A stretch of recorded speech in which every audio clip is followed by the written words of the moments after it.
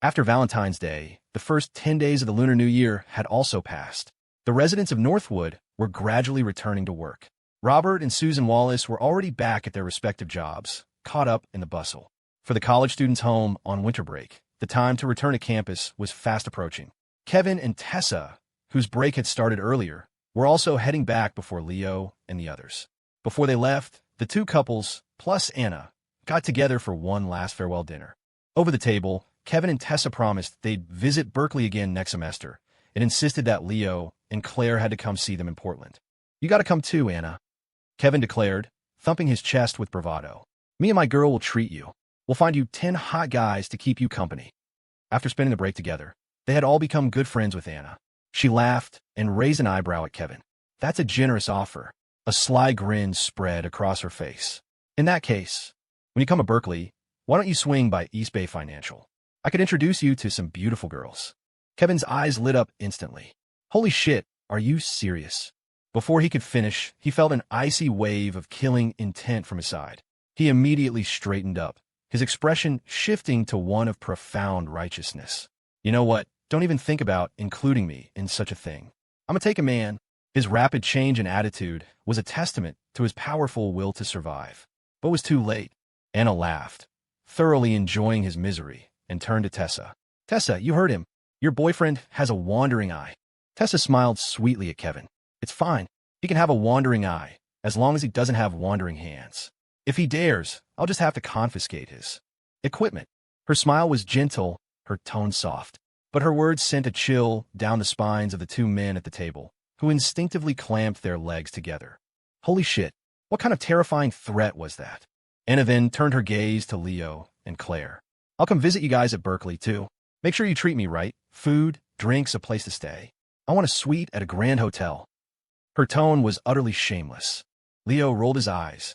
"You're really something else. Why don't you just ask for the moon while you're at it? A grand hotel, huh?" He'd have to ask Mr. Chien if his motel had any special trap suites. The kind with leaky faucets, power outages, and a suspicious lack of blankets. A couple of days after Kevin and Tessa left for Portland, it was Anna's turn to go.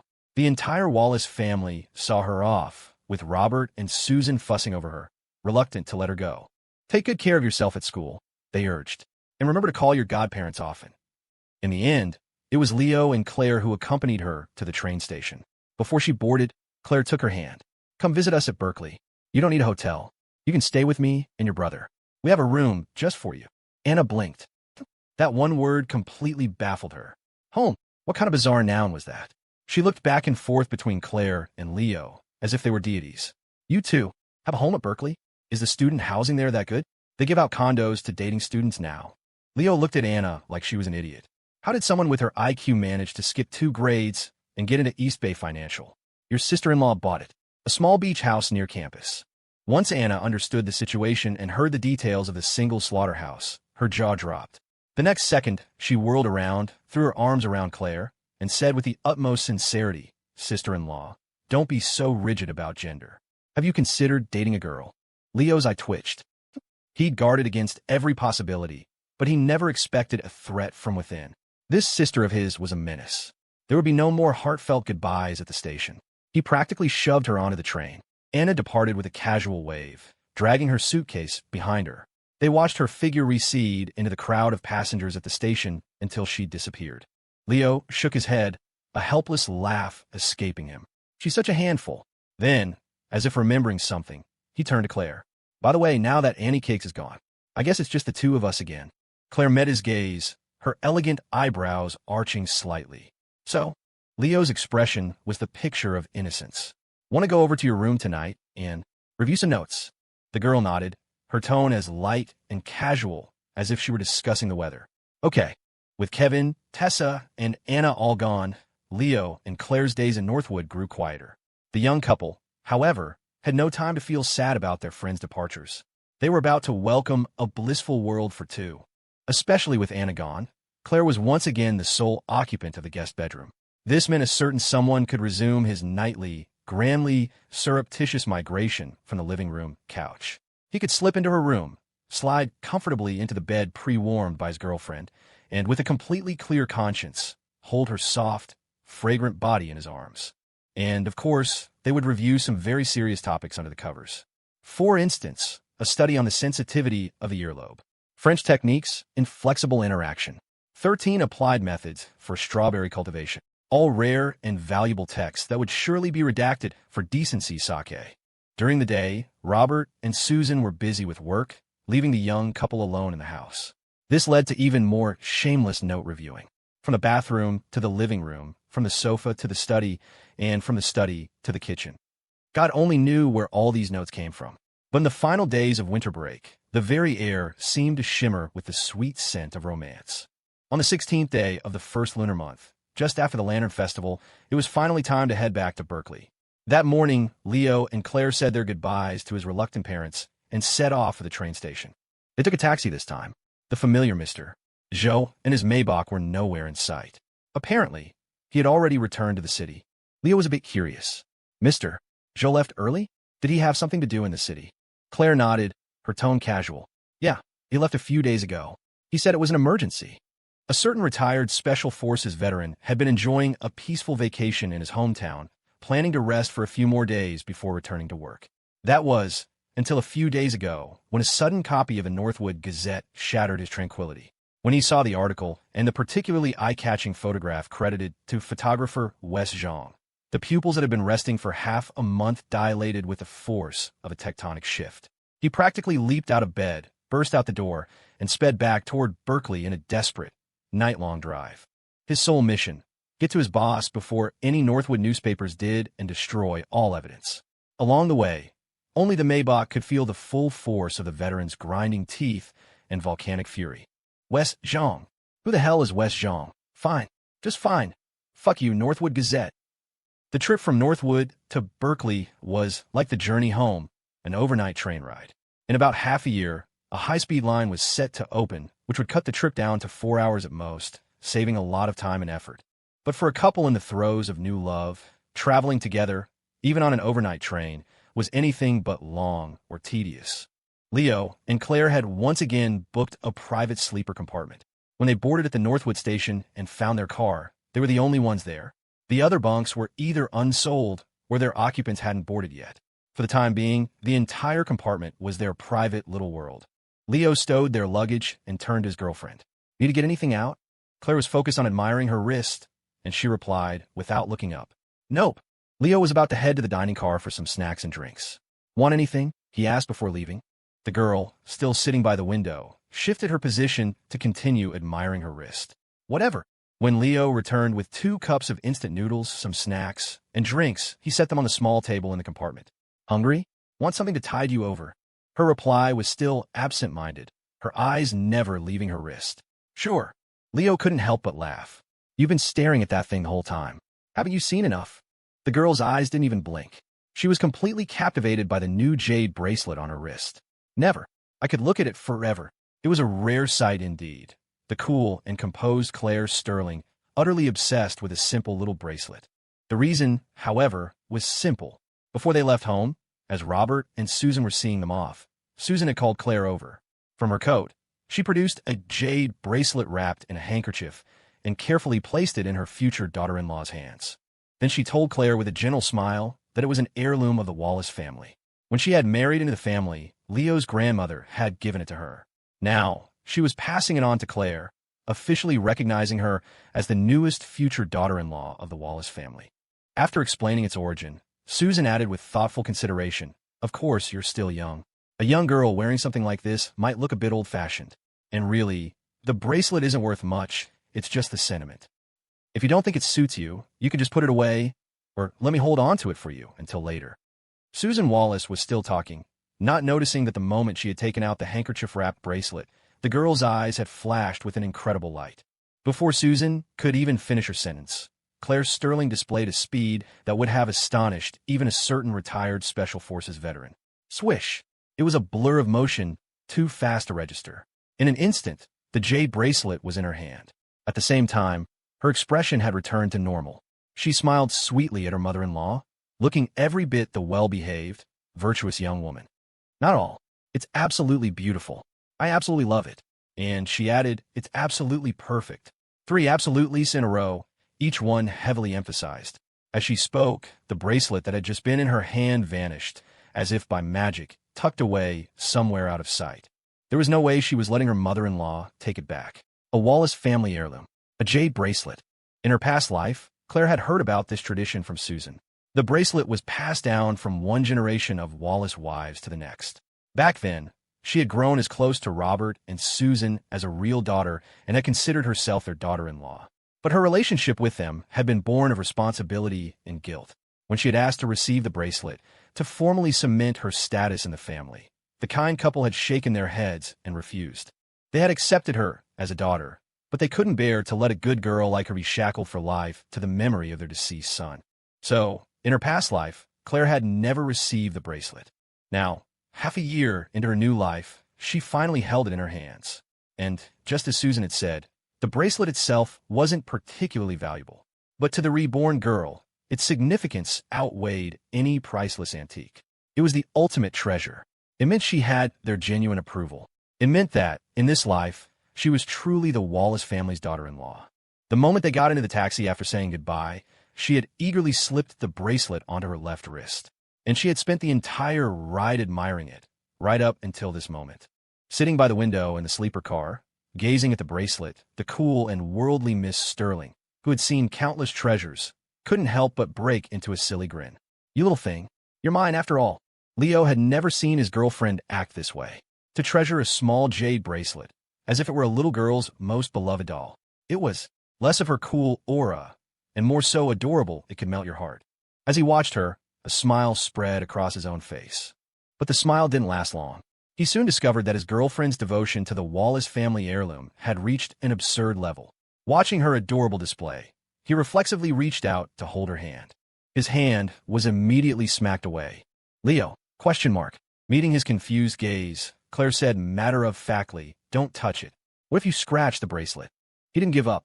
"Then I'll hold your other hand." His hand was dodged again. "Don't," she said. "I'm looking at the bracelet." Staring at his girlfriend, who was still lost in admiration, Leo's face darkened.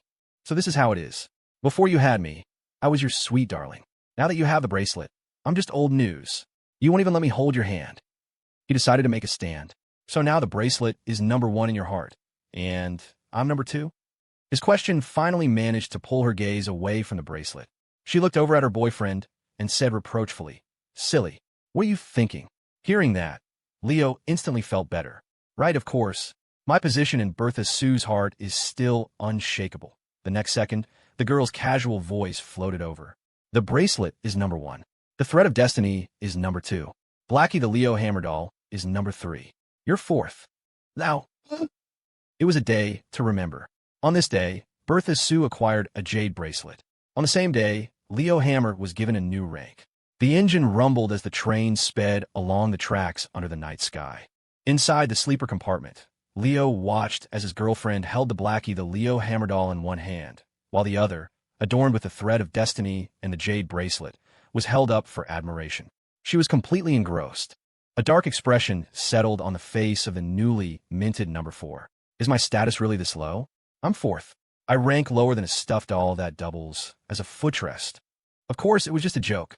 Leo knew perfectly well that the only reason these items were so precious to her was because of him. Because she cared about him, she cared about everything connected to him, his friends, his family, and every treasured object that symbolized their bond. Watching her, a warmth spread through his chest, and his gaze softened. But seeing this rare, childlike side of his girlfriend made him want to tease her again. "You treasure it that much? What if someone accidentally bumps into it and scratches it? You'd probably hold a grudge against them for the rest of their life, wouldn't you?" His words made Claire freeze. She lifted her head, her gaze sweeping over him coolly as she spoke. "No, I wouldn't. I don't hold grudges overnight." Leo was surprised, about to praise her for being so magnanimous. Then, she added casually, "Besides, that person wouldn't have a next life to worry about." "Leo, one doesn't need to hold a grudge against the dead." From the quotations of Miss Sterling. The cover features the girl looking coolly at the camera while making a throat-slitting gesture. But Leo's words did serve as a reminder for Claire. Jade bracelets were indeed fragile and easily damaged. To her, this was currently the most precious treasure in her heart. Even a speck of dirt on it would break her heart. She couldn't risk it. She decisively took it off, carefully wrapped it in her handkerchief, One layer wasn't enough. She wrapped it 3 times inside and out, and finally tucked it into her personal handbag. Even then, she didn't feel it was secure enough. She immediately took out her phone and sent a text to a certain retired Special Forces veteran. Get a safe for the beach house. On this train ride, Leo and Claire were quite lucky. Throughout the journey, no other passengers entered their 4-person sleeper compartment. Night quietly fell. After eating dinner on the small compartment table, they chatted for a while. Claire went to the restroom to wash up first while Leo watched their luggage. When she returned, it was his turn. As he brushed his teeth in the train's restroom, staring at his reflection, a plan began to form.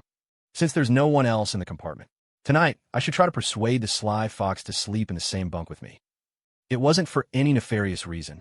It was just that the last 2 times they'd been on a train, they'd been bombarded with PDA, first by Brandon and Michelle, then by that old couple. It was a matter of psychological balance. Now that they were a real couple, they had to unlock this achievement together. He even had his reasons prepared. Sure, the bunk is a little small, but it's winter. Squeezing together will be warmer.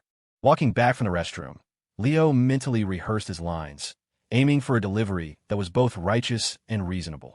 He pushed open the door. He looked up and saw that his girlfriend had already changed and was lying in his bunk, comfortably propped up in the covers, holding the Jade Bracelet up to the light, admiring it with great interest. Leo, didn't you wrap it up to protect it? What did you take it out again? Claire just noticed his return. Meeting his stunned and peculiar gaze, she blushed slightly, a hint of shyness in her small voice. I couldn't help it. I want to look at it again. That genuinely made Leo laugh. He sat down on the edge of the bunk, reached out, and gently lifted his girlfriend's chin, giving her cheek a light squeeze. Bertha Sue, why are you so adorable right now? The unexpected compliment made her freeze for a second, her lips slightly parted. The next moment, he leaned in and kissed her. Caught off guard, the girl was just starting to get into it when she suddenly remembered. Careful, the bracelet, she yelped, pushing him away. The shove sent him stumbling backward with a thud as his head hit the metal frame of the top bunk. It made a solid, loud noise. Leo. When he came to his senses, he saw his boyfriend looking at him with a wounded expression. Claire immediately looked apologetic. I'm sorry, does it hurt? Is it swollen? Let me see. Leo was still a little miffed, ready to righteously refuse her concern to show that he couldn't be so easily placated. But the next second, a fragrant breeze washed over him. The girl reached out and pulled his head into her embrace, carefully examining the top of his head. And so, the sensation against his face was suddenly, breathtakingly soft. Leo, after repeatedly confirming that he wasn't injured, she let out a sigh of relief. Thank goodness. She started to lift his head from her chest. As she looked at him, she blinked, momentarily confused. Why is your nose bleeding? Leo wiped away the blood, his expression unchanged. It's nothing. Must have been an internal injury from the impact. Maybe you should take another look. After a flurry of activity, the lights were finally turned off. The sleeper car fell into darkness, with only a small bedside lamp casting a soft, yellow glow. Claire had once again carefully put the bracelet away. Lying back in the covers, she turned to face Leo. Her eyes, reflecting the night light, sparkled as she stared at him without blinking. Leo started to feel a bit self-conscious. Why are you looking at me like that? Her gaze was intense. The bracelet is mine now. Leo chuckled. I know it's yours. Don't worry. No one's going to take it from you. He then heard her next words. So, officially, you're mine too. Leo was still a bit dazed. What? Without the bracelet, you couldn't date me. The next second, before he could react, the girl pressed forward and kissed him. This time, it was incredibly proactive and passionate as a burning volcano. For a moment, Leo felt as if he were being completely consumed by her fervor. Forgetting all his sarcastic thoughts, he plunged into the moment, kissing her back with equal intensity. In a narrow, crowded bunk, the air temperature skyrocketed. The moment grew more and more intimate, until Leo felt like his entire body was on fire, his mouth dry, on the verge of losing control. A soft, pliant body pressed up against him. He heard the girl's cool yet sultry voice, like that of a nine-tailed fox, whisper by his ear. Sir Knight, do you require aid? The next morning, on his way to the train's restroom, Leo wore a refreshed and invigorated expression. His training last night had nearly gone awry, but thankfully, a noble lady had intervened to help him. Second intervention. I wonder if 3 interventions can be combined into a 2-star version of a different kind of assistance. He thought back to the fiery heat of the sleeper car bunk last night and his girlfriend's body, even hotter than the blankets. Even though it was just assistance, it was the first time she had initiated it. He could clearly feel that she had been more active and passionate than usual, like a volcano that had nearly melted him. The memory left him both wanting more and filled with a sense of wonder. Damn it, if I'd known a jade bracelet could bring such benefits, I would have stolen the family heirloom and given it to this nine-tailed fox myself. That would have been a hell of a deal. Still savoring last night's intimacy, he found himself grinning foolishly at his reflection while brushing his teeth. He heard footsteps behind him, and the restroom door opened. Turning, he saw the ethereally beautiful face of his girlfriend. Claire poked her head in, looking around before settling her eyes on her grinning boyfriend. "What are you smiling at in the mirror?" Leo instantly composed himself, his expression righteous. "Nothing, just thinking about something happy." She pursed her lips, clearly unconvinced, then slipped inside with her face towel and toothbrush, standing beside him at the sink to begin her morning routine. Leo finished first and watched as she ran hot water over her towel. The steam billowed up, washing over her fair, delicate hands. The sight was enough to make his mind wander again. Claire sensed it and shot him another look. Leo immediately averted his eyes, feigning innocence, then continued to stare blankly at her hands. After a moment, a thought popped into his head. "You know, my family has some other heirlooms. I could probably get them for you." The out-of-the-blue comment made Claire pause. When she realized what he was implying, a blush crept up her delicate neck. She shot him an exasperated glare. "Pervert, get out." Kicked out of the restroom, Leo obediently walked back to their compartment, still pondering how he could ask his parents about any other family treasures. One heirloom equals one intervention? That's a deal worth making. The train arrived on time. To their surprise, Mr. Joe, who had arrived in the city a few days earlier, wasn't there to pick them up. Leo was puzzled. Claire casually explained, "Mr. Joe called yesterday to let me know. Seemed like he had something to take care of, so I told him not to come." "What's he busy with?" Leo asked curiously. Claire shook her head nonchalantly. "Not sure. When he called, it sounded like he was at a newsstand or something." Not having Mr. Joe there to meet them wasn't a big deal. The couple grabbed their luggage, hailed a taxi outside the station, gave the driver the address of the LNS house, and headed straight home. The new semester at Berkeley started in 2 days, so they still had 2 final, blissful days of winter break to enjoy at the single slaughterhouse. An hour later, the taxi arrived.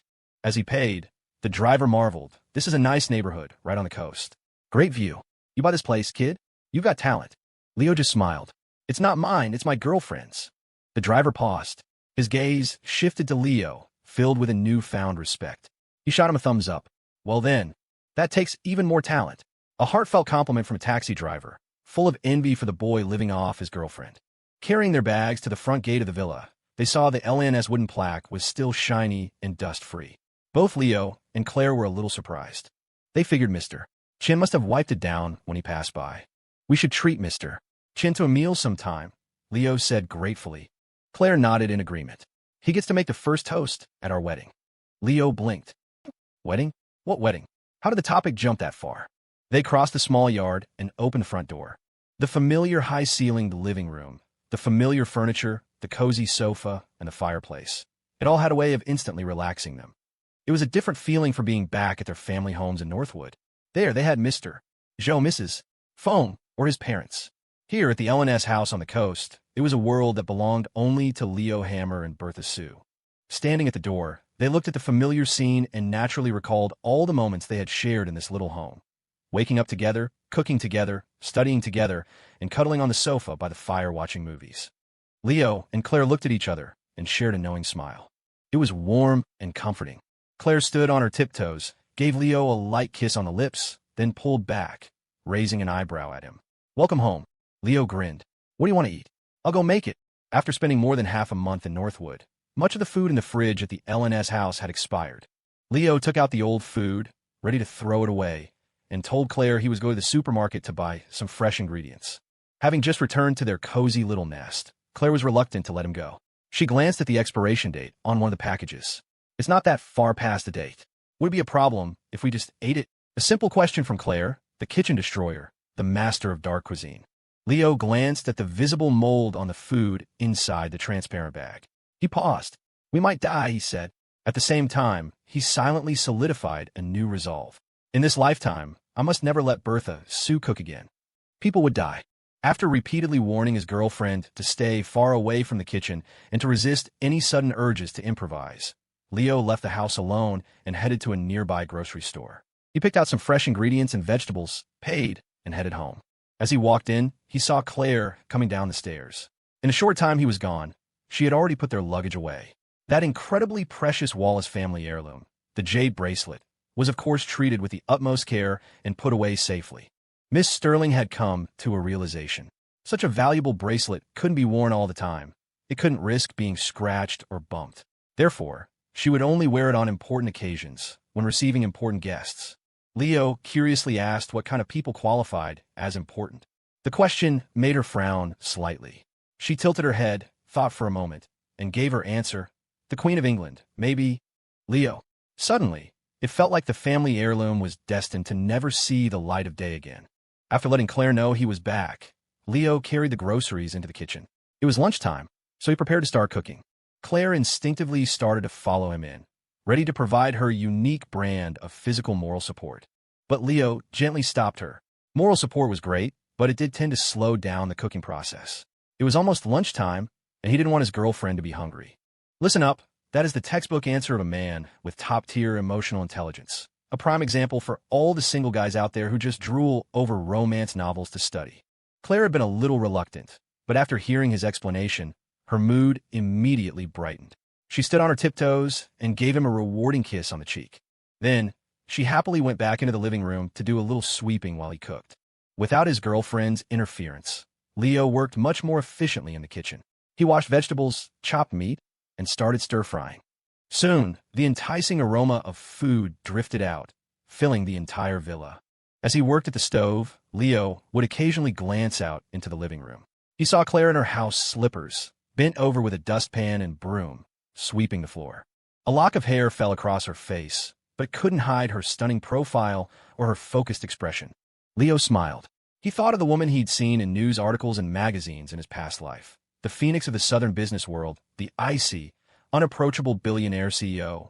If he hadn't lived it himself, who would believe that such an exceptionally brilliant and aloof woman could be here now, like the gentlest of wives, doing such ordinary housework? How could a girl like this not steal your heart? How could she not be the dream of countless men? He brought his focus back to the kitchen and continued cooking. However, just as the food was nearly ready, he heard a sudden gasp from the living room. Leo froze. Then a flicker of concern crossed his face. He quickly turned off the stove and, without even putting down the spatula, rushed out. What's wrong? He hurried into the living room, but the scene that greeted him wasn't the accident he had feared. His girlfriend was perfectly fine, just standing on a bathroom scale. When Leo walked over, Claire was staring down at the number, her hand covering her mouth in shock. Her beautiful face showed a rare expression of disbelief. When she saw him approaching, she quickly stepped off the scale. It's nothing. She tried to maintain a cool, calm composure, but the way she instinctively tried to hide the scale behind her betrayed her anxiety. Leo understood immediately. Weighing yourself? What's the number? He was curious. He'd never really thought about it before. After all, his girlfriend was around 5 feet 7 inches, with a slender, well-proportioned figure. If anything, she seemed to have grown a little taller recently. She was definitely not anywhere close to being fat, but her reaction clearly indicated she'd just seen a rather shocking number. Claire's eyes flashed with nervousness, but her voice remained cool and steady. It's not much. Leo found this amusing and raised an eyebrow. Not much? But scared you like that? She feigned nonchalance. I wasn't scared. I just felt like singing a bit, warming up my voice. Leo nodded with an expression of understanding. Warming up, huh? Reasonable. As he said that, he suddenly lunged forward, trying to peek at the number on the scale before she could react. But Claire was just as quick. She wasn't about to let him succeed. She immediately stepped onto the scale, her slender, stocking-clad foot landing precisely on the digital display, obscuring the number. Leo laughed. Nice footwork. The more nervous she acted, the more curious he became. A single delicate foot wasn't going to stop him. He reached out, wrapped an arm around her slim waist, and lifted her up. Amidst his girlfriend's startled cry, he cleanly lifted her off the scale and turned to look at the number. Don't look, Claire cried out in a panic. In her desperation, she actually jumped onto his back, trying to block his view. The sneak attack caught Leo off guard, but he instinctively wrapped his arms around her to keep her from falling. The momentum of her jump sent him stumbling forward, right onto the scale. The air suddenly went still. The scene froze. At this moment, he was on the scale. She was on his back. The $28 scale from a roadside stand was experiencing this level of passionate attention for the first time in its professional career. Scale. The number on the display had updated. Leo and Claire both looked down. 123 kg. The air was silent for another second. Before Leo could speak, Claire, still on his back, spoke first, her tone casual. Leo, you're so heavy. You're over 200 pounds. Leo, question mark. The audacity, the absolute gall, to blame me first. In the living room of the LNS house, standing on the scale. The girl's tone was calm and collected. Leo, caught between laughter and exasperation, kindly reminded her, you seem to have forgotten that this is our combined weight. Subtract my weight, and the rest is yours. Claire, still on his back, paused. Her voice was cautious as she probed. What was your weight last time you checked? Leo's face was a mask of sincerity. I remember, under 100 pounds, which meant the remaining 140-plus pounds all belonged to Bertha Sue. That statement nearly knocked the wind out of her. When she recovered, she opened her cherry-red lips in a fit of embarrassed rage and bit down on his shoulder. Now, Wallace. This time, she bit down with some force. Ow, I was wrong. Leo winced. I was just kidding. She loosened her jaw slightly, but her mouth remained dangerously close to its target. Say it again. Leo tried to recall his actual weight. 125. She bit down again hard. Say it again. He sucked in a sharp breath. Wrong. 130. 135. 140. It became like an auction. He kept calling out numbers until he finally hit 150 pounds, which seemed to satisfy the little ancestor on his back. She said, her tone as solemn as if she were declaring a mathematical theorem. That's right. You're 150, and I'm 96. Leo nodded in fervent agreement. Right. Makes perfect sense. Can you get down now? No, she said decisively. She seemed to have taken a liking to being on his back. Her long, smooth legs were wrapped securely around his waist, and she reached up to playfully tug on her steed's ear. Giddy up. Take me to the dining table. Leo didn't know whether to laugh or cry, but he played along, carefully supporting her as he walked toward the table. Along the way, he had to listen to her imperious, coolly delivered commands. Turn left. Accelerate. Parallel park. Leo rolled his eyes. Great, now Makar. Maybe the Maybach should retire, and Bertha Sue can just drive me instead. Go on, try to shift my manual gear. When they reached the table, Miss Sterling finally dismounted. Leo found himself feeling a little reluctant to let her go. It was the first time he'd given her a piggyback ride. The sensation was quite nice. He was already looking forward to doing it again. I should do this more often. Having made this decision, he told Claire he had one more dish to finish and went back to the kitchen. This time, surprisingly, Bertha Sue didn't follow him in for her usual moral support. She sat alone at the table, lost in thought. Leo was in the kitchen for a little while longer. When he came out with the food, he saw that she had somehow moved the scale from the living room to the dining area. She must have tried weighing herself again. He didn't know what the result was, but the batteries were now in her hand. He chuckled. You dismantled the scale? Claire nodded, her tone nonchalant. It's broken. All right. If it's broken, he said with a helpless laugh. Let's eat. He set the bowls and chopsticks in front of her. The table was laden with a feast, the aroma tantalizing. Normally, Claire would have started eating without hesitation. But today, she just stared at the food, not moving. After a long moment, she said, Leo, I need to go on a diet. Her tone was grave, as if she had made a monumental decision. Leo was amused. What diet? You're not even fat. He had just been teasing her in the living room. He had a rough idea of his own weight. At just over 6 feet tall, he was around 185 pounds. That meant Claire was probably somewhere between 106 and 108 pounds. There was a saying, a girl under 100 pounds is either flat-chested or short. For a girl who was over 5 feet 7 inches, her weight was perfectly healthy and proportioned. If anything, getting thinner would be unhealthy. It was just that the old Claire Sterling had probably been even slimmer. This winter break, she had been eating so well at his family's house that she had put on a little healthy weight. Of course, he would never say that out loud. A basic survival instinct was essential. While it was a non-issue for guys, for girls, it was often a catastrophe. Looking at his girlfriend, Leo thought for a moment and offered some comfort. You're curvy in all the right places. Other people would be jealous. That was the absolute truth. Just now, when he'd been carrying her, the softness of her back against him, the curve of her hips and waist in his hands. He was just getting lost in the memory when he felt a chilling wave of killing intent wash over him. He looked up to see her narrowing her eyes at him. So you do think I'm fat? she said, a rare note of grievance in her voice. Leo snapped back to reality, shaking his head so vigorously it became a blur. No, absolutely not. You're only 96 pounds. How could you be fat? To appease his girlfriend, he had shamelessly bumped his own weight from 185 to 200. His earnest attitude finally seemed to improve her mood slightly. She nodded. Right? I'm 96 pounds. It was as if she was trying to hypnotize herself.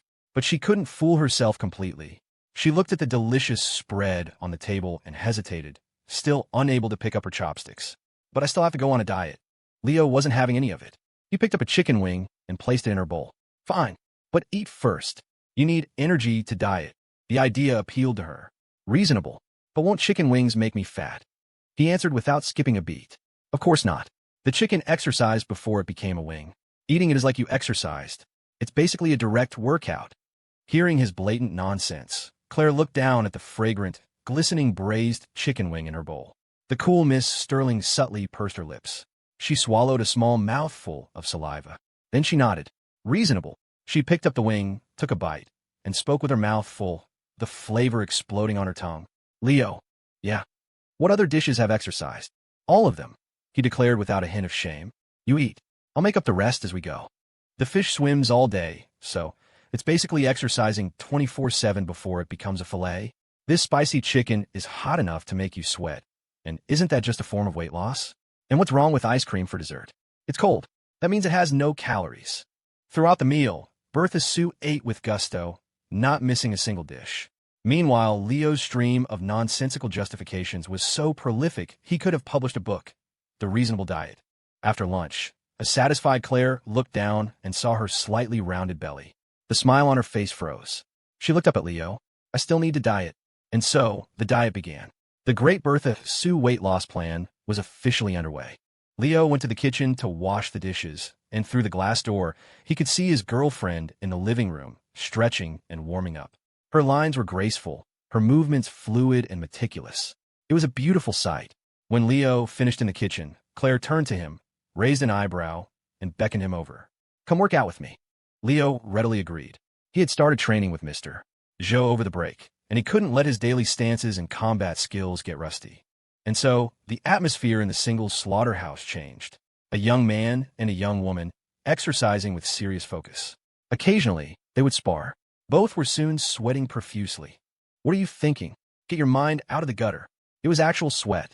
After the workout, Leo wiped his brow, ready to take the kitchen trash out. But Claire stopped him. Leave it.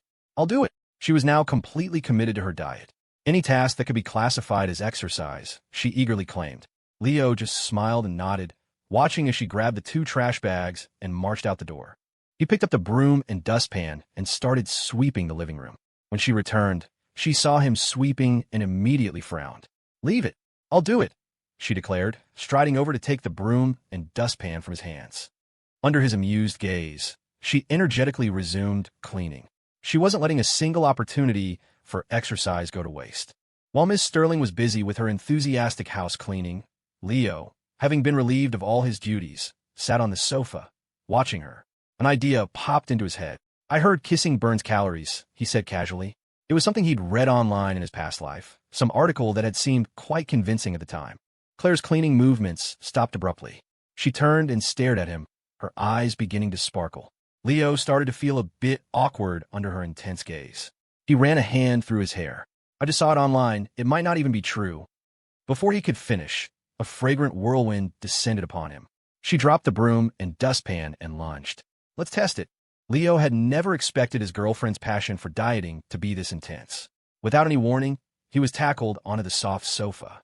Wait, I'm not ready, he stammered, but his words were cut off as her soft, warm lips pressed against his. Ready for what? Test first, talk later. If kisses could be counted, the air in the living room of the LNS house would be filled with a cascade of notifications. Soft interaction +1, +1, +1. A few moments later, their lips finally parted. Claire propped herself up, looked down at him, and asked for his opinion. Was that enough? Leo was still reeling from the whirlwind of kisses, his head spinning. Yeah, that was definitely enough. Good Lord. He'd almost passed out from lack of oxygen. According to the standards of a certain retired Special Forces agent's logbook, that short session had probably burned through half a month's quota of soft interactions. Even dieters need a rest. That afternoon, Leo suggested they watch a movie on the sofa.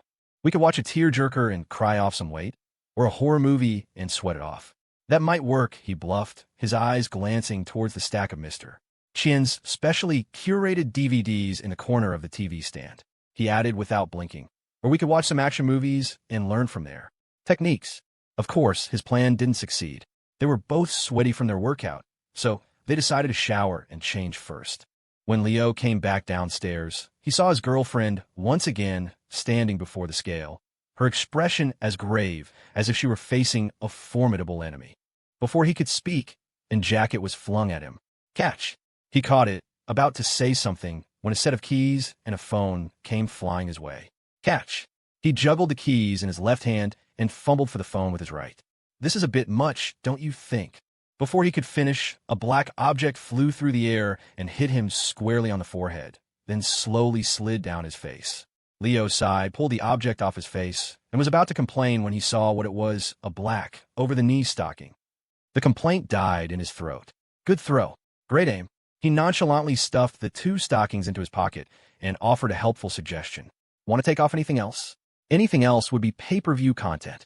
The girl ignored him, took a deep breath, and cautiously stepped onto the scale. Then, with a look of grim determination, she glanced down at the display. Silence. Leo watched from a safe distance. How is it? He asked tentatively. Claire was silent.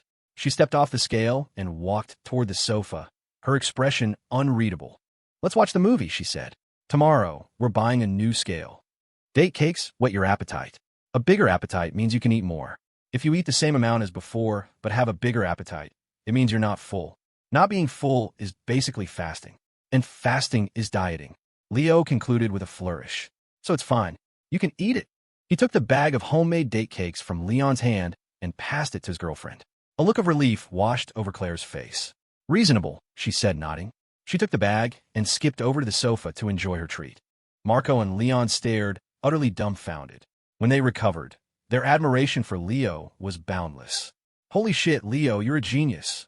No wonder you're dating the campus queen. You earned it. Leo, however, had no time for their praise. He pulled his 2 roommates into a corner for a briefing. Bertha Sue is currently in a rare diet-sensitive phase. All guests must adhere to the following principles. The words fat, heavy, or similar terms are strictly forbidden. Claire Sterling's weight is, and will always be, the standard answer of 96 pounds.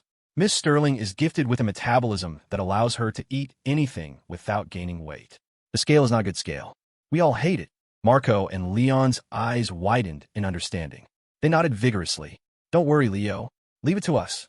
The 2 of them then scurried over to the sofa and launched into a torrent of effusive praise for Claire. Bertha, you look even thinner after the break. Yeah. You're practically a beanpole. How'd you lose the weight? I gotta get Molly to learn from you. They had stumbled right into a minefield. Claire's eyebrows shot up. Marco elbowed Leon and quickly tried to backtrack. What are you talking about, man? Bertha doesn't need to lose weight. She's not fat at all. Another landmine. Leon nodded earnestly. Right. Not fat. You can't even tell with the naked eye. Leo sighed. It's hopeless. These 2 have a talent for avoiding every possible safe path. You can never count on the clumsy words of straight guys. But you can always count on the power of girls.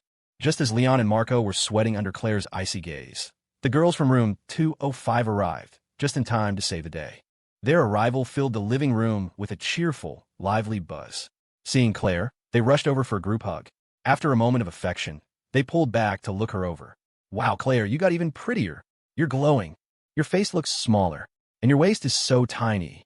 Spill it. Were you secretly working out all break? You're so curvy, I just want to grab a handful. Listening to their stream of praise, Leo couldn't help but nod in admiration. He turned to his 2 roommates. Take notes.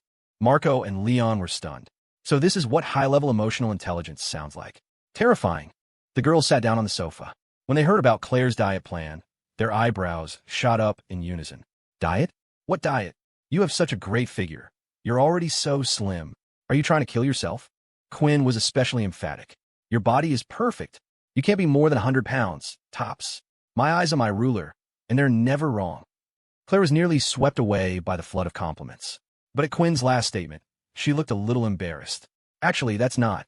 She glanced at Leo, Marco, and Leon, then leaned in and whispered a number into her roommate's ears. The three girls' response was immediate and unanimous. Then the scale is definitely broken. Jade adjusted her glasses and offered a calm, objective suggestion. You should buy a new one. There's a guy who sells scales on the street by the East Gate. His are more accurate. Leon overheard this and looked puzzled. The guy at the East Gate? His scales are messed up. I'm normally 180, but his scales said I was 110. Before he could finish, the girls from room 205 shot him a look as sharp as daggers. Leon shivered, still not understanding what he'd done wrong. I'm telling the truth. Thankfully, his girlfriend, Molly, couldn't bear to watch anymore. She quickly stuffed a date cake in his mouth. If you don't know how to talk, then don't. Eat this. Quinn delivered the final verdict. Anyway, Claire, your figure is perfect. If you don't believe us, ask Dylan. She pointed to Dylan, who had just walked through the door. Dylan, just arriving? ? Claire's gaze immediately shifted to him. Molly chimed in exactly. Dylan, do you think our Claire's fat? If you think she's gotten fat, just say so. Dylan. The girls all nodded in satisfaction. See? Dylan agrees. Today was the official return to school day, but classes didn't start until tomorrow afternoon. So for the two dorms gathered at the single slaughterhouse, it was one last day of vacation. Having more people around definitely livened things up. They hadn't seen each other all break and had missed each other. Molly and Leon, the little couple, were stuck together like glue in a corner of the sofa, whispering sweet nothings. Jade had cornered Dylan with her notebook, eager to hear about his spiritual training over the break. Quinn roped Marco, Leo, and Claire into a game of pool at the table in the living room. The pool table had been sitting idle, and this was its first real use. It was also the first time most of them had witnessed Miss Sterling's skills. Initially, Quinn and Marco had been on a team, full of confidence and ready to teach the LNS combo a lesson. But Leo didn't even get a chance to play. His girlfriend coolly picked up a cue, and a few minutes later, she had effortlessly crushed her opponents, leaving the table cleared and Quinn and Marco staring in stunned silence. The topic of the East Bay financial girl was just a passing bit of gossip. Everyone assumed Marco was exaggerating. No girl could be that beautiful. Besides, if a girl of that caliber did exist, she was sitting right there at the table with them. Since Marco was just repeating rumors, he couldn't really argue, and just mumbled that he'd have to go see for himself one day. Only Leo and Claire knew he wasn't lying, but they didn't say anything. They figured everyone would get a chance to meet Anna eventually. With her personality and social skills, she'd fit right in with the girls from room 205. As for the guys from room 520, getting along with them would be even easier. Well, by getting along, they meant she'd be playing with them. After a satisfying meal, it was getting late. Everyone helped clear the table and clean the kitchen, then got ready to leave. They needed to get back to their dorms to unpack, and they were all considerate enough not to overstay their welcome and interrupt the couple's private time. At the door, they said their goodbyes, offering a few cheap words of thanks to Miss Sterling for her hospitality and to their savior, Leo Hammer, for his hard work in the kitchen. Only Leon and Molly left tangible gifts. Leon, of course, left another bag of date cakes. Molly, meanwhile, pulled a few romance novels from her backpack and generously shared them with Claire. The date cake guy and the novel girl. That little couple really was a perfect match.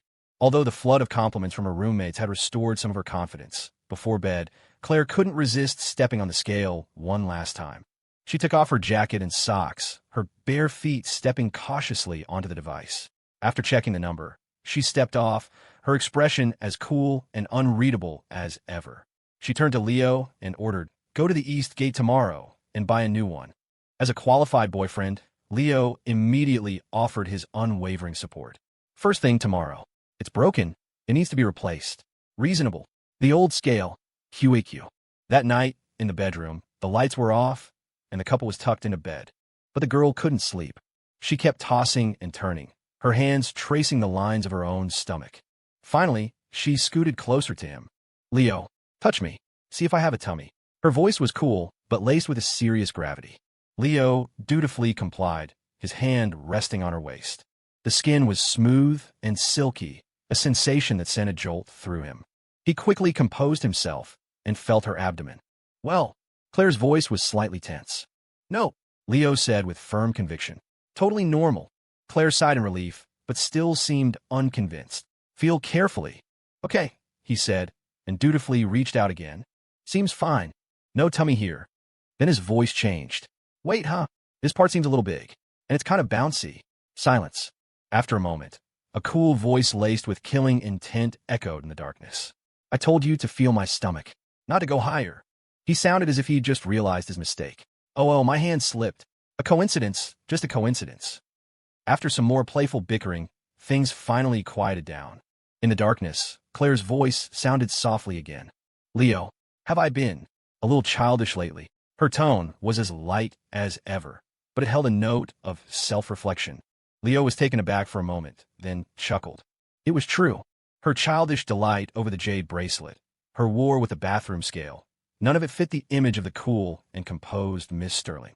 Anyone else would have been shocked to see it. As her boyfriend, Leo had witnessed it all firsthand. His girlfriend had, in many ways, lost some of her former aloofness. She had become more clingy and sweet, more lively and adorable. When Leo didn't answer right away, Claire felt a rare pang of anxiety. She was aware of the changes in herself. She couldn't explain many of them. It was as if, ever since they started dating, her personality had been subtly shifting. She had become more attached, more insecure, more willing to act cute and spoil, not as a calculated move to tease him. It was a natural impulse that she acted on before she even realized it. If her employees from her past life could see her now, they would be petrified. They would never believe that the phoenix of the Southern business world, the icy CEO, could turn into this. Into a girl head over heels in love. Yeah, he finally said, his voice laced with a gentle smile. You're like a girl in love. His words hit home, and she felt a flutter of nervousness. She bit her lip and whispered, me being like this. Will you not like it? She wasn't sure what his answer would be. This was in 2 lifetimes her first real relationship. The first time she had ever loved someone so completely. The next moment, before he answered, she felt a hand reach out in the darkness and gently pinch her nose. Then she heard his voice again. Are you silly? She instinctively looked up, meeting his warm, smiling gaze in the dim light. I love Claire Sterling. I love the Sly Fox. And I love Bertha Sue. So don't overthink it. I love every version of you. As long as it's you, I'll love it. And it's because it's you that I love it. His calm voice carried a quiet, gentle power that was undeniable. The air went still. The girl was stunned. Then, her eyes began to sparkle. Leo Hammer, she whispered, her teeth gently catching her lower lip, her eyes full of a sultry charm. You're very good with words. As a reward, I'll allow you to feel my stomach again. Leo blinked. A question mark appeared over his head. What's so great about feeling your stomach? She was both exasperated and amused. She glared at him, her voice a seductive whisper. You idiot, I'm allowing you to go higher. It was his turn to be stunned. When he finally understood, his face lit up with pure joy. Order received. Thank you, Your Majesty. The next morning, Leo and Claire officially returned to campus. On a February morning in Berkeley, the air was still crisp and cool. The couple wore thick, warm jackets and matching black and pink baseball caps to shield against the wind. The L and S on the caps were as clear and eye-catching as the sight of them walking hand-in-hand down the campus paths. They easily attracted the gazes of other Berkeley students. In front of the girls' dorm 16, Leo helped Claire with her luggage. It was time for them to part ways for now. Before heading upstairs, Claire turned to him and raised an eyebrow. Time for some weight loss. A brand new, upgraded code phrase. Leo understood instantly. You got it, he declared, ready for duty. The next second, she stepped forward, stood on her tiptoes, and planted a kiss on his lips. This sweet, picturesque scene was witnessed by numerous students passing by. They all continued on their way, as if nothing had happened. The only difference was that every single one of them was inwardly screaming. Holy shit, the chaos couple is back. A wave of envy and jealousy washed over them, reigniting the old grudges from last semester. Fuck you, Northwood High. After watching his girlfriend disappear into the dorm, Leo turned to leave. He had planned to go straight back to his own room in Building 37, but on his way, he passed the dining hall. He figured his roommates were probably still asleep and hadn't eaten breakfast. So he went in and bought soy milk, fried dough sticks, and buns for 4. Carrying the takeout bag, he headed back to his dorm. He pushed open the door to room 520. Sure enough, Marco and Dylan were still fast asleep in their bunk beds. Only Leon, the dorm's resident fitness fanatic, was already up, working out on the balcony. A muscular guy, flexing in front of the girls' dorm across the way. It was hard to say whether the girls were getting an eyeful or an eyesore. Leon finished his workout, sweaty and energized, and came back inside to see Leo with a large bag of breakfast. His face lit up. Leo, you're back? Leo smiled and held up the bag. Haven't eaten yet, have you?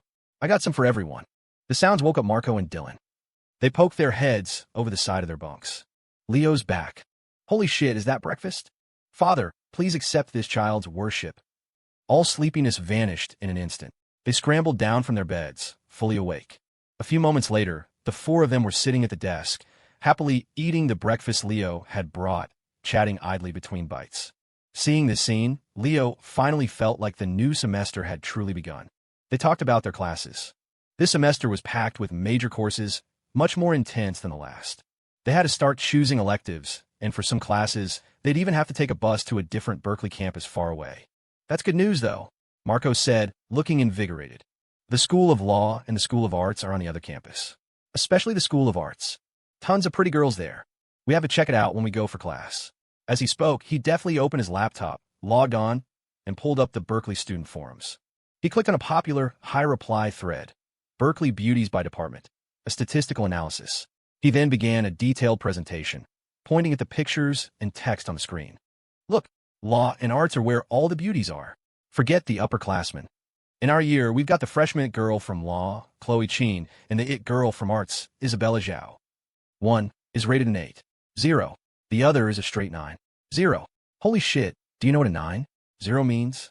Our humanities it girl, Lily Liu, is only an 8. 2. In any other year, a 9. 0 would be the campus belle, hands down. Marco was ecstatic. Leon and Dylan listened, mesmerized. Leo chimed in casually, so why isn't she this year?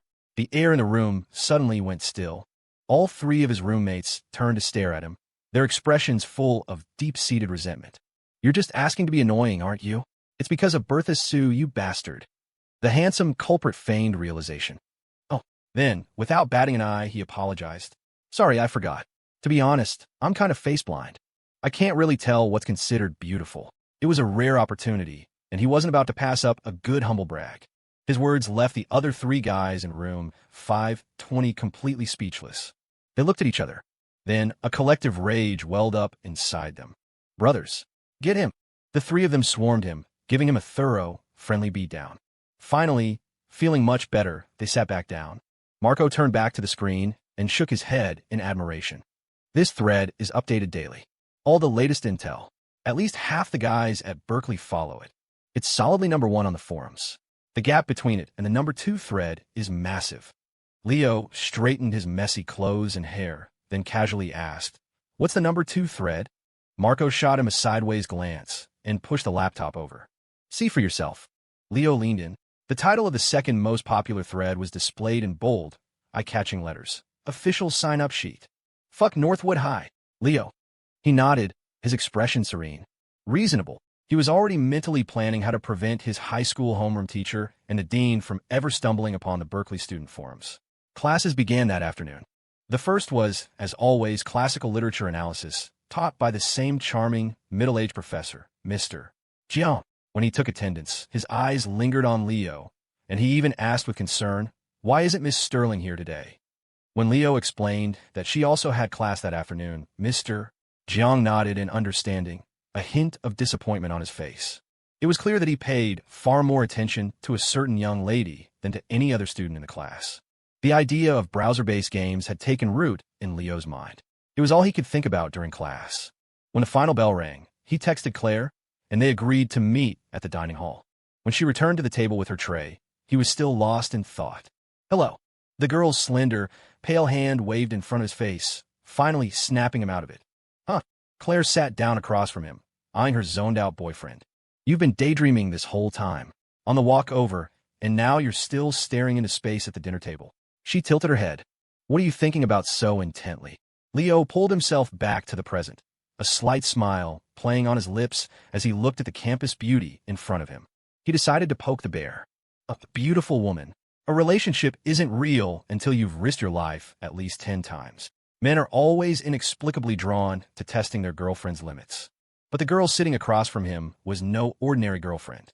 Hearing his answer, Claire didn't get angry or annoyed. She just offered a calm, faint smile. "Is that so?" Now, it was Leo's turn to be curious. "You're not jealous?" The girl had already started eating her dinner, completely unbothered. She answered casually, "No, because no matter what beautiful woman you're thinking of, she's not as beautiful as me." The effortless confidence of a girl who had been the it girl of both Northwood High and Berkeley. Leo was momentarily stunned by her matter-of-fact response. He looked at his girlfriend's flawless, transcendently beautiful face and could only nod in agreement. True, Claire had ordered a bowl of beef noodle soup. She picked up a piece of beef with her chopsticks and, under the envious and jealous glares of everyone else in the dining hall, placed it onto Leo's tray. She performed the action with practiced ease, then looked up at her boyfriend again. So she said, "What are you really thinking about?" Leo didn't hide it. "Nothing much. Just trying to figure out how to make enough money to marry you and take care of you." At the mention of that topic, Bertha Sue was wide awake. A spark lit up in her eyes, and she leaned forward, her interest piqued. She rested her chin on her hand, her gaze fixed on him. "Did you think of something?" Leo smiled. "About a little idea. Not fully baked yet." Claire pressed him.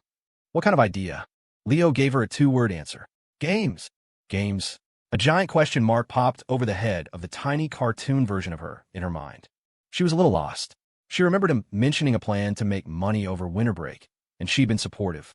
Hearing him bring it up again, she had been prepared to listen to his detailed strategy.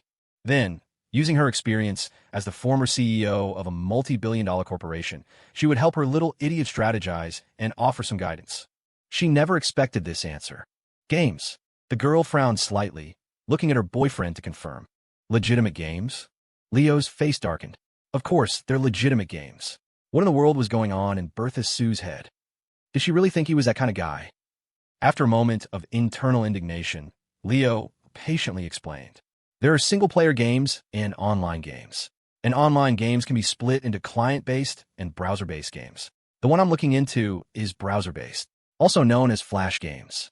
The explanation only seemed to confuse her more. Even for a reborn person, she wasn't omniscient. She couldn't be an expert in every field. In her past life, as the powerful CEO of a major corporation, her expertise had always been in brick-and-mortar industries. And while her rebirth gave her more than a decade of extra knowledge compared to most people, she knew next to nothing about the gaming industry. She wasn't a gamer herself. At most, she'd occasionally overhear her employees talking about games like Genshin Impact or Black Myth. Wukong. Coming back to her senses, Claire looked at Leo curiously. "You know about all this?" Leo grinned. "It's normal for guys to like games. I've been playing them since I was a kid. Started with the NES, then moved on to single-player and online games on the PC. I played pretty much everything. Back when I was really into it, Kevin and I used to sneak out to LAN centers and pull all-nighters." Claire paused, then remembered reading Leo's diary from her past life. He had indeed mentioned playing computer games many times. A look of understanding crossed her face. Leo, on the other hand, was getting a little nostalgic. Man, those were the days. We weren't even old enough and didn't have IDs, but we'd find any way we could to get into a LAN center. Then one time my mom caught me, and I got a tag team lecture from both her and my dad. I never went back after that. But thinking about it now, it was still a lot of fun. Claire looked at him, an idea forming. She raised an eyebrow. "How about we find a LAN center tonight?" Leo blinked. "Huh." He looked at his girlfriend and shook his head. "You don't even play games. You'd be bored." At his words, a radiant smile bloomed on Claire's face. "No, I wouldn't. You'll play, and I'll watch you. I won't be bored." She truly didn't understand games and, under any other circumstances, would have no interest in exploring the field. But if it was something her little idiot liked, she was willing to try, to explore, to understand. And even if she couldn't understand, she could at least offer her company. Besides, another thought occurred to her. She looked at Leo and tilted her head. "I've heard it's a really big deal for a guy to take his girlfriend to a LAN center. Makes him look really cool, right? Did you ever want to do that?" Leo froze, then broke out in a sweat, vehemently denying it. "No way. Bertha Sue, you're overthinking it. Why would I be so childish? Absolutely not." Of course he had. Leo Hammer Wallace had recorded it clearly in his 9th grade diary. He'd written about seeing other couples at the LAN center, full of longing and envy. So, seeing him sweating and denying it now, Claire wasn't bothered in the slightest. She gracefully reached out and affectionately ruffled his hair. Her smile was brilliant and magnanimous. "It's okay. Just follow my lead. Today, I'll make you look cool." By 2008, arcades had long faded into obscurity, replaced by LAN centers that flourished with the rise of popular online games like World of Warcraft and Counter-Strike. The chic, high-end internet cafes wouldn't appear for a few more years. For now, most LAN centers were just large rooms packed with dozens, sometimes hundreds, of computers. A crowd of guys would sit in front of the screens, wreathed in cigarette smoke, furiously clicking their mice and keyboards while a cacophony of shouts, curses, and cries of frustration filled the air. The closest LAN center to the east gate of Berkeley was called the Gilded Phoenix. Most of its patrons were Berkeley students, along with kids from other nearby schools. Even though Berkeley was one of the top universities in the country, just a tier below Harvard and Yale, its students couldn't just study all day. They needed some R&R too, especially the single ones. The single students of the Gilded Phoenix had a whole philosophy about it. They get to make out, we get to play games. It's all about getting some action. They hold their girlfriend's hand, we hold our mouse. It's all about holding something. Who's to say who's happier, really? Tonight, the Gilded Phoenix was packed and buzzing with energy. An entire dorm suite had shown up to play Counter-Strike, but they were one man down. One of them made a call. Hey, Lou, where are you? We said we were going to play tonight. What? You're with your girlfriend? Since when is a girlfriend more fun than a headshot? Hello? Hello? He sullenly hung up and turned to his friends with a grave expression. We have a traitor in our midst. The other guys were equally indignant. Forget him. The guy gets a girlfriend and acts like he's won the lottery. What's the big deal? We could get girlfriends if we wanted to, but you can only have a girlfriend or games, not both. We actively chose games. It has absolutely nothing to do with the fact that we can't get girlfriends. It wasn't just these guys. For nearly everyone in the Gilded Phoenix, it was an unspoken rule. You couldn't have both a girlfriend and games. So they chose games. However, that rule was about to be broken. The transparent plastic curtain at the entrance was pushed aside, letting in a gust of crisp, early spring night air. A boy and a girl walked in, holding hands. The gamers, who had been intensely focused on their screens, instinctively glanced toward the door. And then their gazes shot past the boy and locked onto the girl behind him. A girl so stunningly, ethereally beautiful it was almost unreal. Suddenly, the first gamer to see her went slack-jawed, the cigarette he was holding dropping to the floor. Then a second, then a third. One by one, as their teammates complained. What are you staring at? Pay attention. They followed their friends' gazes. They saw the girl, standing gracefully by the entrance, exuding a quiet elegance. And they saw the hand she was holding so intimately, her fingers intertwined with his. It was as if they had all been struck by Medusa's gaze. They froze, turning to stone. For a brief, bizarre moment, the entire LAN center fell silent. A second later, the noise returned. The gamers turned back to their screens, feigning indifference, and started shouting again. Let's go, let's go. Keep it coming. Watch me carry this round. Everything seemed to return to normal. Only the reflections on their monitors betrayed the violent shaking of their pupils. Beneath their nonchalant exteriors, the hearts of 100 young men quietly shattered. What the hell, man? I thought we all agreed you could only have a girlfriend or games. Why does he get to have both? Wah. Leading his girlfriend into the LAN center, Leo scanned the chaotic, noisy room and felt a twinge of embarrassment. He turned to Clare. LAN centers are usually like this. Kind of a mess. This wasn't one of the nicer internet cafes that would pop up later. People smoked, people cursed. It wouldn't be a real LAN center otherwise. Although Clare nodded in understanding, Leo decided to ask the guy at the front desk if they had any private or semi-private booths. He wanted Bertha Sue's first LAN center experience to be a good one. When he got to the counter, there was no one there. Peeking behind the desk, he saw someone lounging on a recliner with a men's magazine covering his face. "Excuse me," Leo said. "2 computers, please. Do you have any private booths?" The person on the recliner heard him and lazily sat up, tossing the magazine aside. "IDs, please." As the magazine fell away, the man's face was revealed, and Leo froze. Mr. Chien. The man sitting at the front desk was none other than the owner of a motel and their former landlord at the beach house, Mr. Chien himself. Claire walked up just then and saw the familiar face. She was slightly surprised, then it clicked. "The Gilded Phoenix," she murmured. No wonder. Leo had the same realization. He'd thought the name sounded familiar. Mr. Chien now recognized Leo and Claire, his face lighting up with surprise. "It's you two." A warm reunion of old friends followed. Mr. Chien proudly explained that the Gilded Phoenix LAN Center was another one of his business ventures. He looked between Leo and Claire, and out of habit, his hand shot out as if to offer a key card. "I only have 1 room left." He caught himself halfway through the motion. Right? This was a LAN center, not a motel. They were logging on, not checking in. He took their IDs, quickly registered them, and handed them back with a grand wave of his hand. Machines 2 and 3. The only exclusive couples booth in the establishment. Clean, tidy, and offers maximum privacy. As they walked toward the booth with their IDs, Leo couldn't help but feel a grudging respect. His girlfriend had a point. If they ever got married, nobody could start eating until Mr. Chen arrived. The exclusive couples booth was really just a semi-private alcove with a long sofa and a bead curtain for some semblance of privacy. Still, it was much better than the main floor. They sat down on the sofa. Leo found the tower under the desk and powered it on. Beside him, Claire looked around with curiosity and interest. For her, this was genuinely her first LAN center experience in 2 lifetimes. Everything felt new and exciting. Inside the Gilded Phoenix's exclusive couples booth, Claire watched with fascination as her boyfriend turned on the computer, entered his login details, and navigated the desktop with an expression of intense focus.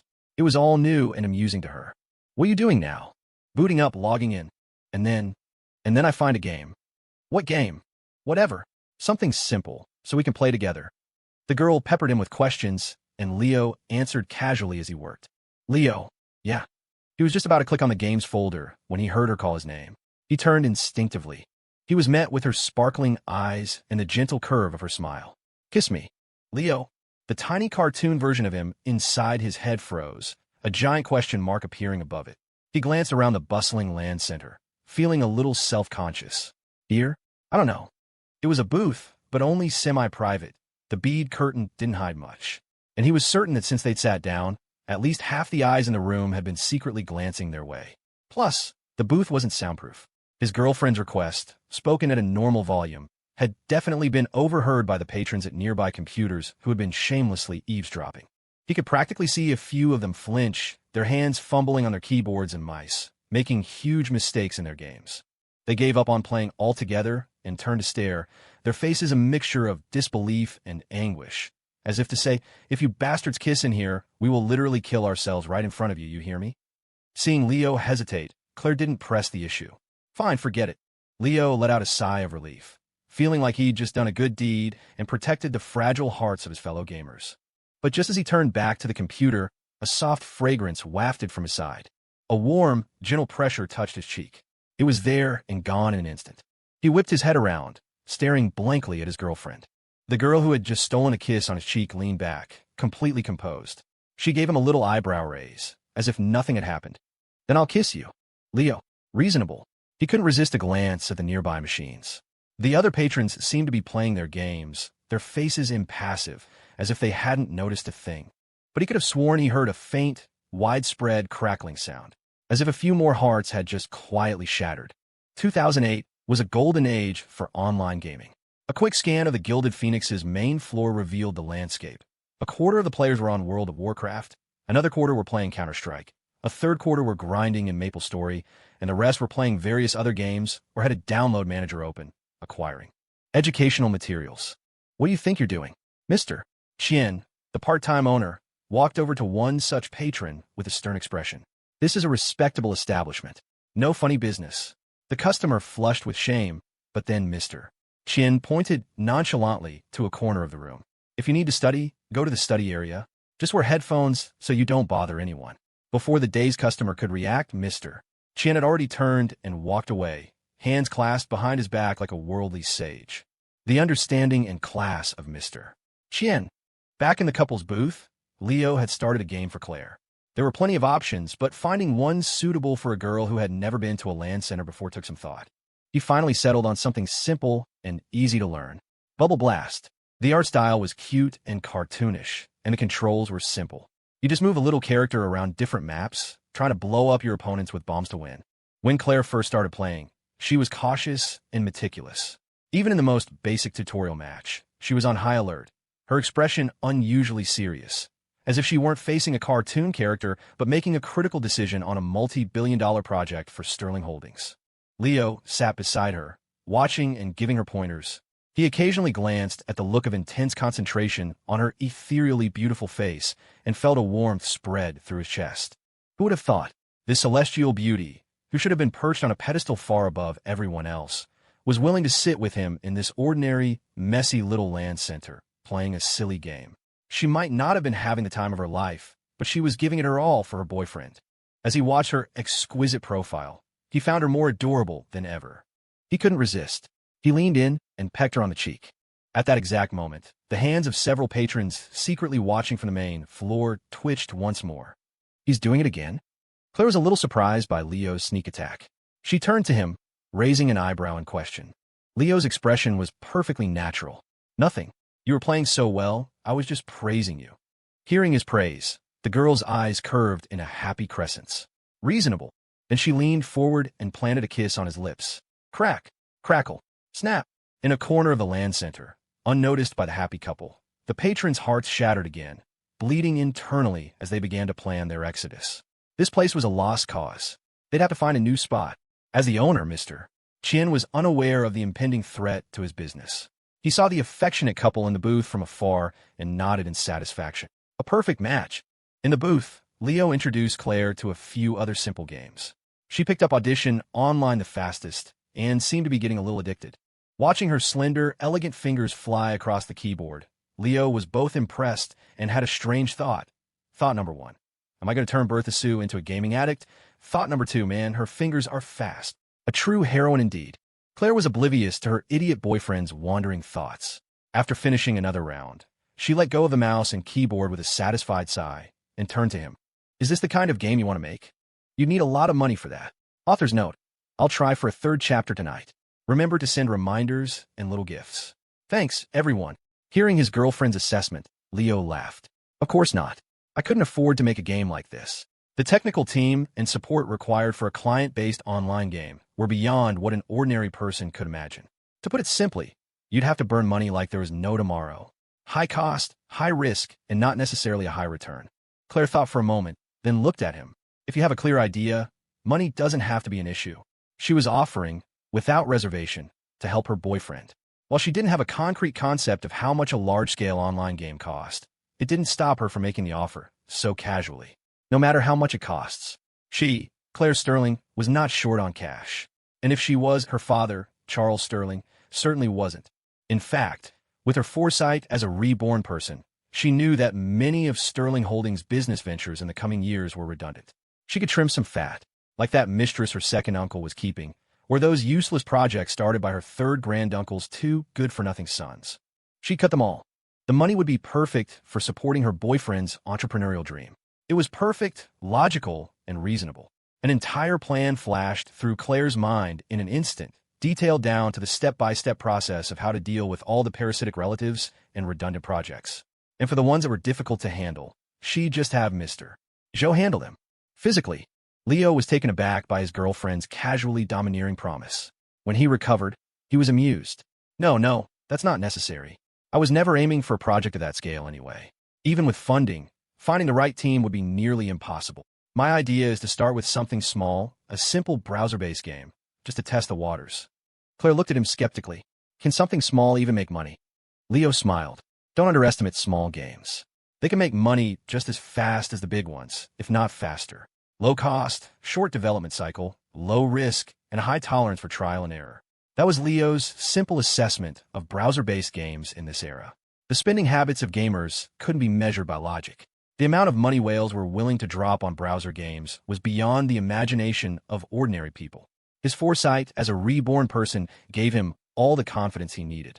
All he had to do now was get it done as quickly as possible. Are they really that powerful? Claire was surprised by his explanation. She raised an eyebrow. Find one and show me. Claire's curiosity had been genuinely piqued by her boyfriend.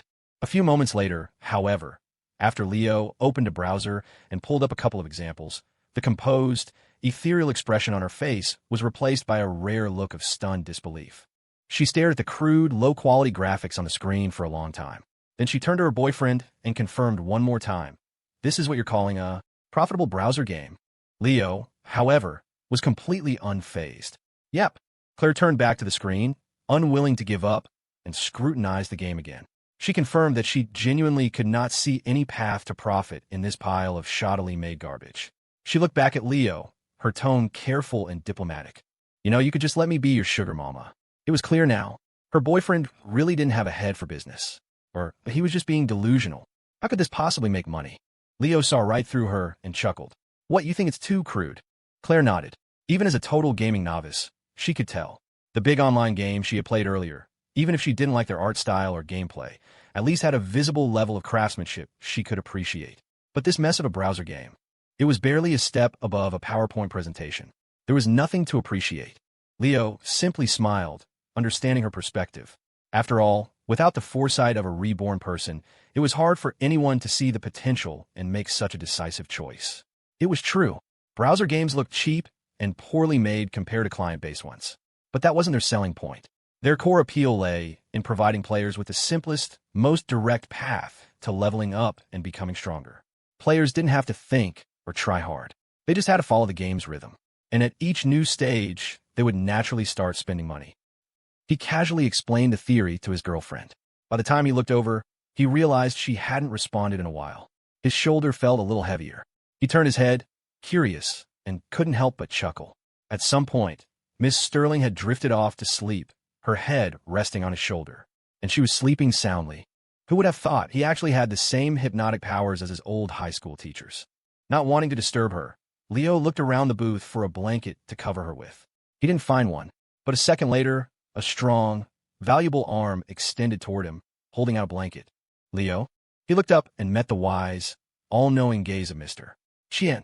Leo smiled silently and nodded his thanks. Mr. Chien gave him a cool, okay sign, then turned and continued his patrol of the premises.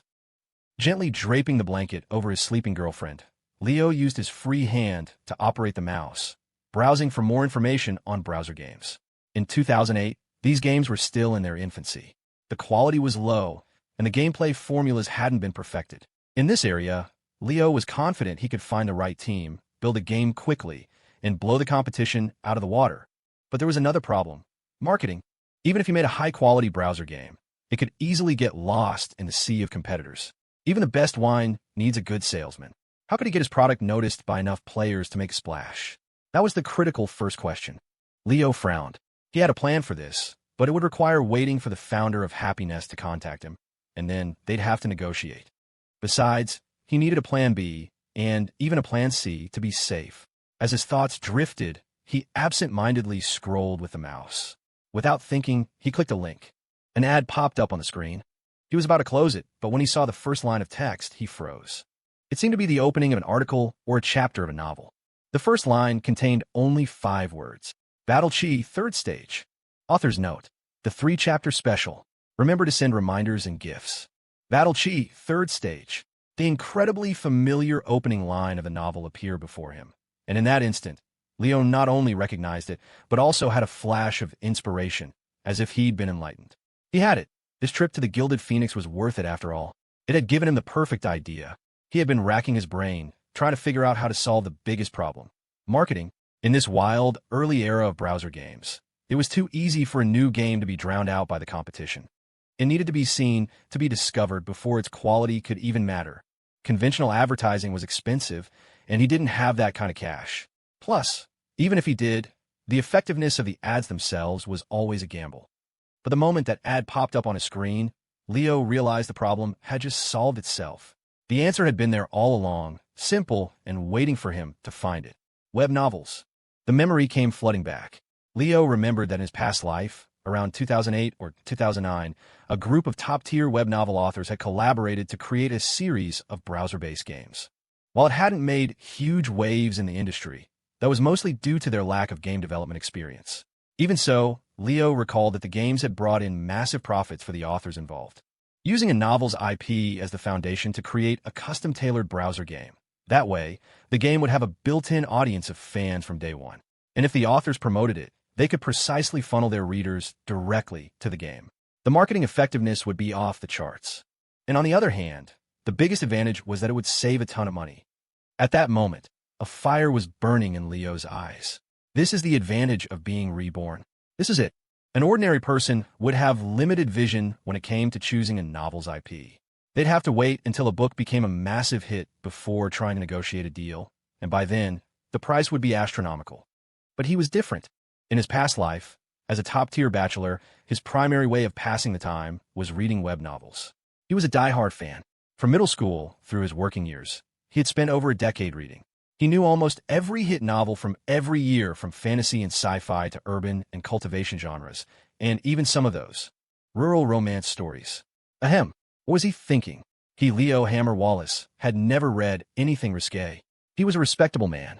In short, with his foresight as a reborn person and a veteran web novel reader, he could identify the future potential of various hit novels long before they actually blew up. Armed with that advantage, negotiating for the IP rights would be a breeze. And of all the novels out there, he already knew which one he wanted to secure first. His gaze fell on the ad pop-up on the screen, at the opening line that was as familiar as his own name. Outwardly, he remained calm. Inwardly, the tiny cartoon version of him was grinning from ear to ear. Holy crap. For my first browser game, I'll just make one for Battle Through the Heavens. I'm going to make so much money, it's not even funny. In 2008, the concept of paid reading was just starting to mature, and in the web novel world, the idea of IP rights barely existed. At most, game and movie adaptations were just beginning to gain traction, but that was mainly for client-based online games and had nothing to do with browser games. More importantly, Leo remembered clearly that at this time, most novel copyrights were held by the rights departments of web fiction platforms like the fictional Scrollverse.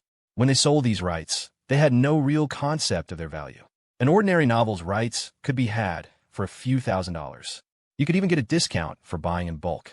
As for browser game rights, the price was even lower. And, most importantly, Battle Through the Heavens had only been recently published. Leo knew that this future God-tier novel wouldn't experience its first viral explosion of popularity until 2009-2010. That was when mobile reading platforms took off and reader numbers grew exponentially. It was then that the book became a true phenomenon, earning its author six-figure daily subscription revenues on mobile platforms alone. But that time hadn't come yet. The author hadn't yet ascended to God-tier status, and this book was just getting started. Its fan base hadn't really formed. In other words, this was the perfect time to strike. With a flick of his wrist, Leo moved the mouse and quickly opened the Scrollverse website. He found the page for Battle Through the Heavens and clicked on it. Just as he expected, it had only been updated to around 300,000 to 400,000 words. The story's first major climax, the return to the Yunlan sect to fulfill the 3-year promise, was still a long way off. Once that part was written, the book's popularity and success would skyrocket. But for now, no one knew that. Looking at the novel's content, Leo's eyes were practically sparkling with golden dollar signs. Money, it's all money. He had found the solution, and the problem was solved. Leo relaxed completely, his mood soaring. He felt a little excited and clicked on the first chapter, ready to reread the story. He read with a grin, shaking his head in admiration. It was so well written. Even by the standards of his future life, it was still brilliant. The broken engagement trope, the raw emotion, the young hero's rise. 30 years the tide may fall, but 30 years it will rise again. Never scorn the young. He made a decision on the spot. When the browser game was released, he would put that exact line on the payment page. Wouldn't they get the players fired up and spending like crazy? TSK, perfect. He was completely lost in his own world, and he didn't notice the head resting on his shoulders stir slightly. Just as he was staring at the screen with gleaming eyes, scrolling through the plot of Battle Through the Heavens for more marketing inspiration. A cool, pleasant voice suddenly sounded in his ear. What are you doing? He snapped back to reality and turned toward the sound. He was met with his girlfriend's bright, alert eyes. Bertha Sue was awake. Leo scratched his head. Oh, nothing. Just reading a novel. Claire glanced at her boyfriend, then at the novel on the screen. A legitimate novel? Leo gave his girlfriend a rough outline of the situation, briefly explaining his idea. While Claire didn't understand games or novels, she effortlessly grasped the business logic behind it. Targeted, precise traffic diversion. If the target was chosen correctly, it would indeed be far more effective than conventional advertising. Of course, this was all contingent on him finding a novel with a reasonably priced license and a sufficiently large and passionate fan base. Claire glanced at the novel's page on the screen again. The title caught her eye. Battle Through the Heavens. She raised an eyebrow slightly. Even as someone who didn't read much fiction, she had heard of this title in her past life. It seemed to have been adapted into games, movies, and an animated series. After all, if even an outsider like her had heard of it, it must have been quite popular. Claire looked at Leo. You're planning to choose this one? Leo nodded with righteous conviction. Yeah, I have a feeling this one has potential. Of course, he couldn't tell her that he was a reborn person who knew the book's future was incredibly bright. He could only offer one explanation. Intuition. Claire nodded slightly, a look of approval on her face. I think so, too. She hadn't expected her boyfriend to have such good taste in novels. It was almost on par with her own as a reborn person. Now, it was Leo's turn to be puzzled. Bertha Sue didn't seem like a novel reader, yet her judgment was this sharp. How can you tell? He asked tentatively. Her response was the same as his, delivered with a perfectly straight face. Intuition. The two clueless reborn individuals, each with their own secret, looked at each other and nodded in mutual, matter-of-fact agreement. Reasonable. With just a few simple words, the couple finalized their plan to scoop up the rights to the future star author's masterpiece.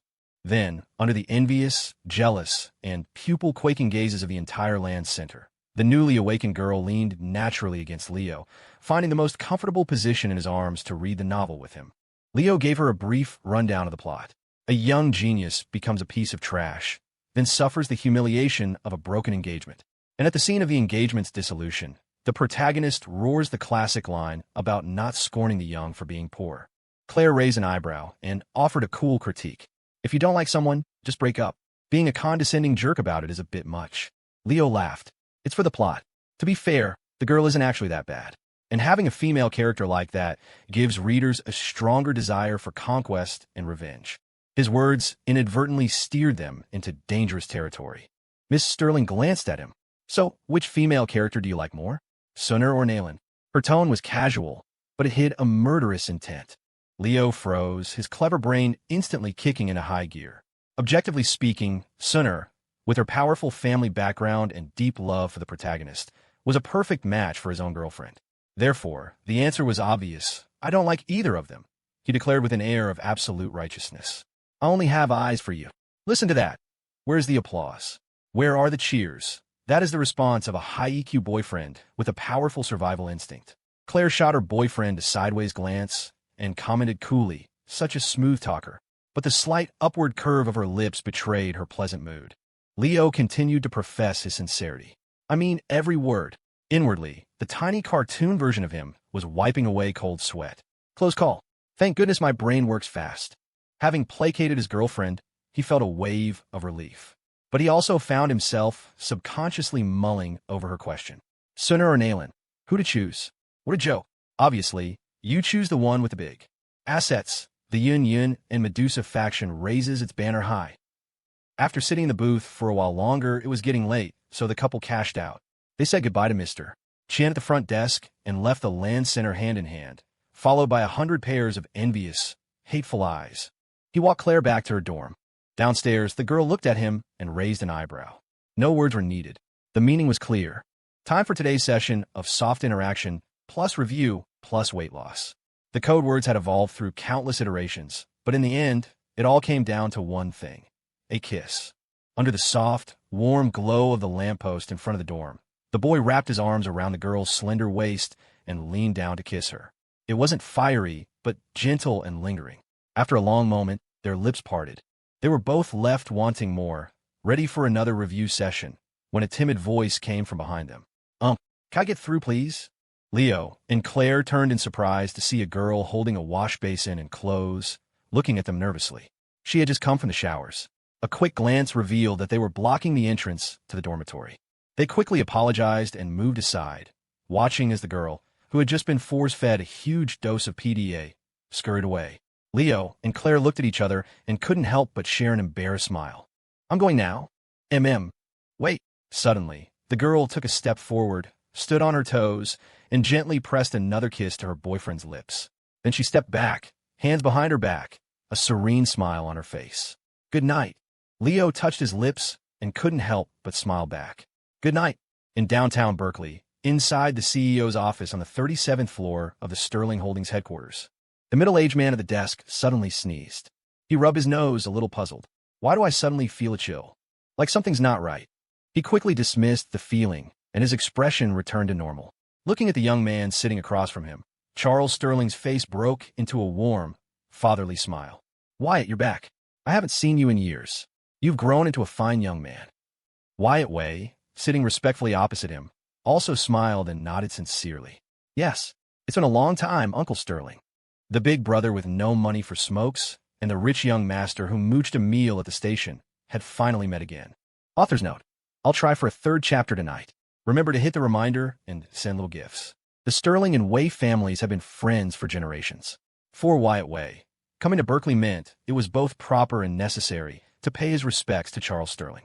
With his excellent upbringing, he would never neglect such etiquette. Besides, it was just a meeting with Uncle Sterling. That demoness Clare wasn't in Berkeley anyway. So what was there to be afraid of? Inwardly, a tiny cartoon version of himself struck a triumphant pose. Outwardly, Wyatt remained polite, composed, and courteous, even standing to pour tea for Charles. "Uncle Sterling, please have some tea." Charles didn't stop him, smiling as he watched the young man pour. He took the cup, sipped it, and looked at Wyatt. "Just back in the country? How are your grandfather and your parents?" Wyatt sat properly, answering with flawless composure. "They're all well.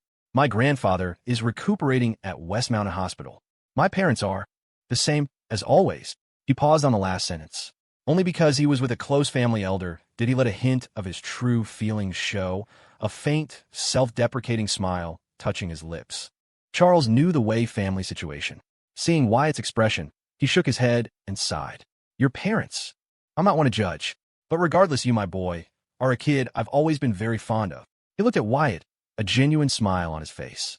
"As for Claire's future, I don't plan to interfere too much. Her happiness is what matters most.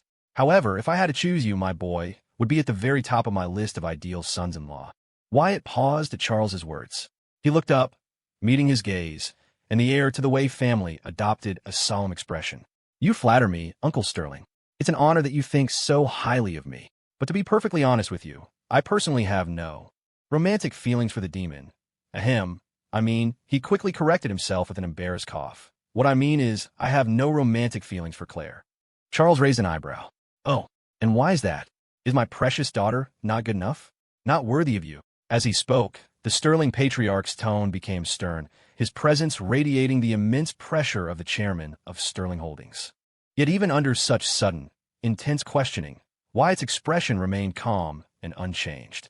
"No, Clare is wonderful. The problem is with me. Because I don't want to be used as a punching bag anymore. Because I want to live." Inwardly, his cartoon self slammed a table in protest. Outwardly, the poised heir of the Way family simply smiled at Charles and posed a counter-question. "Besides, with Clare's qualities, she could have anyone she wants. Are you not confident in your own daughter, Uncle Sterling?" It was a brilliant, watertight deflection, turning Charles's own words back on him. "It's not that I think Clare isn't good enough. Is it that you, her father, think she isn't?" He had no idea his counterattack would land with such devastating force, instantly plunging the chairman of Sterling Holdings into a pit of despair. "Who the hell says I'm not confident? It's because I'm too confident. That some damn punk was able to sneak in and steal my home." Honestly, Charles Sterling wasn't in a rush to see his daughter married off. But in his eyes, almost no boy her age was worthy of her. Especially not that punk. He had spirited his daughter away without a word, and now she defended him so fiercely. He must have taken advantage of her innocence and fed her some kind of love potion. So, his goal right now wasn't to find his daughter a boyfriend. It was purely and simply to rescue his foolish daughter from that punk's clutches. And in this situation, the Way boy was the perfect tool. Whether they dated or not didn't matter, as long as he drove that punk away. Oh, and that young fellow he met half a year ago, the one who borrowed money for cigarettes, he was nice too. A pity he already had a girlfriend named Bertha. Of course, he couldn't force the issue. Charles calmed himself and changed the subject. "Let's not talk about that. Now that you're back, have you seen Clare yet?" Wyatt visibly relaxed. "Not yet. I'll be staying here in Berkeley for school now. With Clare's grades, she must have easily gotten into an Ivy League school. She's probably on the East Coast by now. Oh, what a shame. Looks like we won't be seeing each other for a while." He feigned disappointment, but the corners of his mouth were practically twitching, threatening to break into a massive grin. "One on the West Coast, one on the East Coast. Come and get me now, demoness." "Ha ha. The East Coast." Charles blinked. He looked Wyatt up and down, a strange expression on his face. He didn't deny it. Instead, he just nodded. "Oh, that's not important. Anyway, you should give her a call. Let her know you're in town. It'd be good for you two to catch up." Wyatt nodded enthusiastically. A phone call was no problem. No matter how powerful the demoness was, she couldn't crawl through the phone line to beat him up. "Of course. I'll contact her soon." He even gave Charles a bright smile. "Don't you worry, Uncle Sterling." Charles's smile was even wider than Wyatt's. "Worry? Of course not. I'm not worried at all. Hot damn. This is what it feels like to have God mode cheats enabled. Being omniscient is pretty great." The one person who truly had God mode cheats enabled was currently standing in the hallway outside the CEO's office. The moment he saw the heir to the Way family, his mind flashed back to the cold command from his young mistress, complete with a throat-slitting gesture. "Take care of it." He had almost rolled up his sleeves and charged in to complete his mission right then and there. But he was stopped by the middle-aged man who was now standing opposite him. Mr. Joe's eyes narrowed, his pupils reflecting the familiar figure before him. He spoke calmly. Chun. The man standing a short distance away was unremarkable, with a plain, square face. It was the same man who had been by Wyatt Way's side at West Mountain Hospital, the one known as Mr. Chun. Mr. Chun looked up. His eyes met those of the man he once considered his greatest rival, the trusted confidant of the Sterling patriarch. A burning desire for battle ignited in his gaze. He spoke each word with precision. The conversation between uncle and nephew was warm and enthusiastic, though both had their own ulterior motives. On the surface, however, their smiles couldn't have been brighter. Walking out of the Sterling Holdings headquarters, Wyatt Way let out a long sigh of relief. Even for him, facing the chairman of Sterling Holdings was no small feat. Although the man had treated him with familial warmth, his shrewdness and authority still exerted a subtle but immense pressure. Especially the way he looked at him. It was like he was looking at a prize fool. The thought made Wyatt's lip twitch. Something fell off. Had he just been played? He shook his head, dismissing the feeling. I'm probably overthinking it. Mr. Chun, following close behind, noticed his young master's expression and asked in a low voice, Young master, did the talk with Mr. Sterling not go well? Wyatt waved his hand. It wasn't that it went poorly. It's just that being with Uncle Sterling feels the same as being with my grandfather back home. In our Way family, no one in my father's generation has that kind of presence. Mr. Chun listened with a solemn expression and nodded slowly. Mr. Sterling is indeed a titan among men, a true magnate. Wyatt shook his head and sighed. A titan of the entire state's business world. So why in the world is he so fond of me? Mr. Chun paused, then understood. Mr. Sterling also hopes that you and the young Miss Sterling. Gazing at the distant city lights, Wyatt looked melancholic. This is the burden of being too outstanding. I think I've figured it out now. Uncle Sterling is so eager to pair me with the demoness, she must still be single. As if recalling some childhood trauma, he shivered. That makes sense. Who would dare to be her boyfriend? She's terrifying. Then he sighed in relief again. But it's fine. She's going to school on the East Coast. She won't be able to bother me for a while. But then again, what if she comes back looking for me one day? The thought made Wyatt's expression turn serious and alert. He turned to his bodyguard. Mr. Chun, you saw that bodyguard, Joe. Could you take him? At the question, Mr. Chun took a deep breath, his own expression turning grave. That man, he is even more unfathomable than he was back then. Wyatt knew of the Sterling family bodyguard's legendary past and was taken aback by this assessment. He's even stronger than before? Mr. Chun nodded grimly. I can't see through him now. Wyatt sucked in a sharp breath. What do you mean? The former Special Forces soldier, now a Way family protector, frowned deeply. He seems to have mastered a new technique. Wyatt blinked. A new technique? What kind? Mr. Chun chose his words carefully, offering his professional judgment. Some kind of ocular power. On the 37th floor of the Sterling Holdings building, Mr. Joe entered the CEO's office to find Charles Sterling admiring the city lights from his floor-to-ceiling window. Hearing the door open, Charles turned and smiled.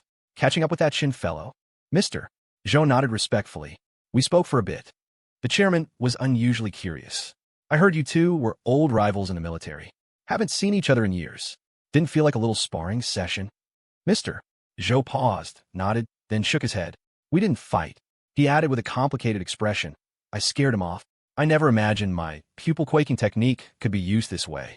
Charles looked surprised, then chuckled. Well, it seems you're still the better man. Mr. Joe nodded steadily. It's all thanks to your training, sir. Mostly thanks to your daughter's training. Charles didn't dwell on it. He looked back out the window, sighing wistfully. That Wyatt kid. I haven't seen him in years, but he's really grown up. You can tell right away he's exceptional for his age. A pretty good match for Clare, don't you think? The former Special Forces operative wisely chose not to answer. That was a trick question you just didn't touch. The chairman didn't seem to mind, continuing his monologue. When they were kids, Claire used to bully him pretty badly. If it'd get together, at least I wouldn't have to worry about her being taken advantage of. And that was all just childhood stuff, anyway. She's grown up now. She's become as graceful and reasonable as her mother was. When she sees her childhood friend again, she probably won't be as mischievous as she used to be.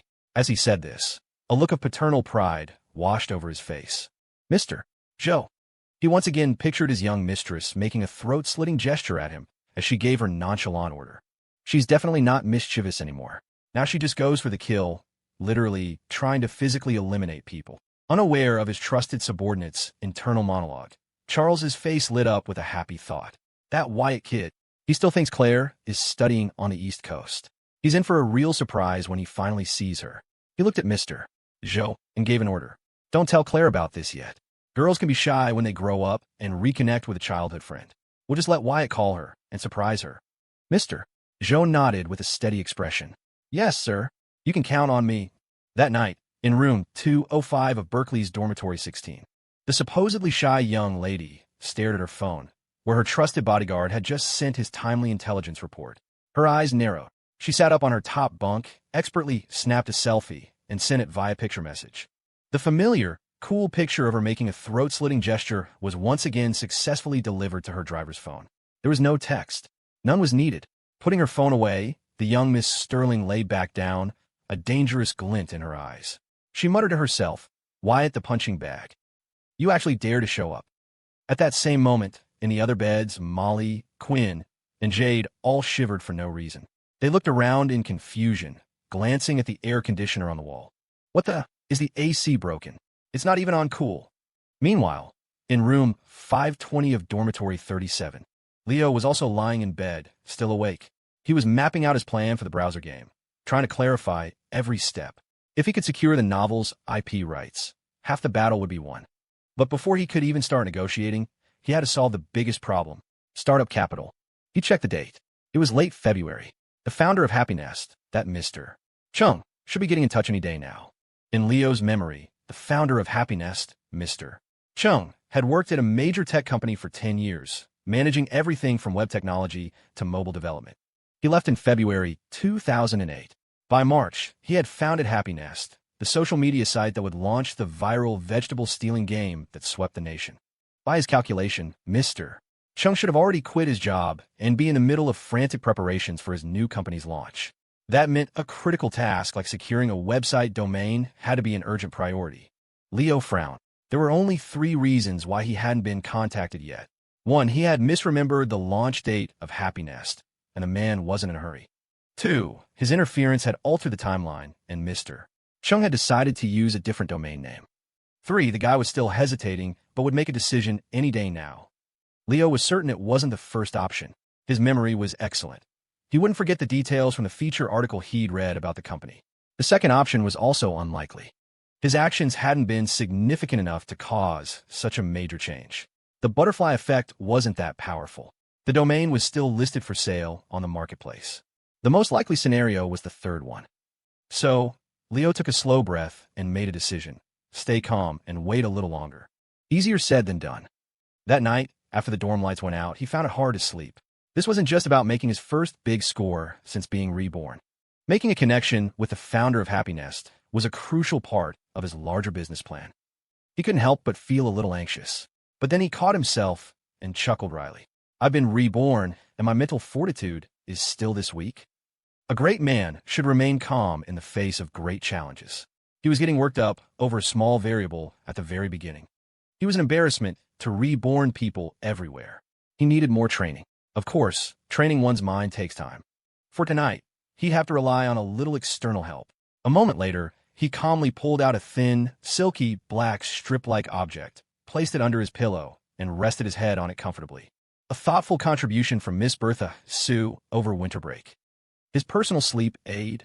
News from Happy Nest had yet to arrive, but a certain former Special Forces operative did. On Friday, after their classes, Leo and Claire returned to the L&S house by the beach. They found Mr. Chin there, who had brought them some new potted plant from his shop to decorate the yard. Oh, I opened a flower shop, Mr. Chin explained matter-of-factly. He handed 2 small pots to Leo and Claire. This one is perfect for you two. It's called a Sweetheart Hoya, also known as a Valentine's Hoya.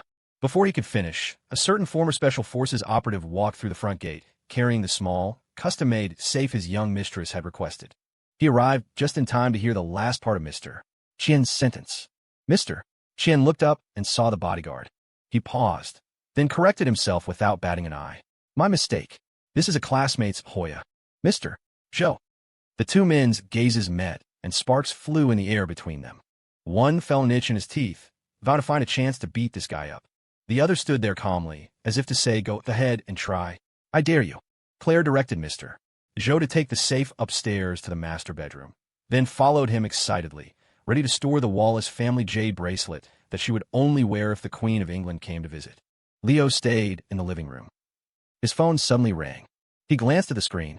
The caller ID read, Big Brother with no money for smokes. Slightly surprised, he answered, Hey, Big Brother.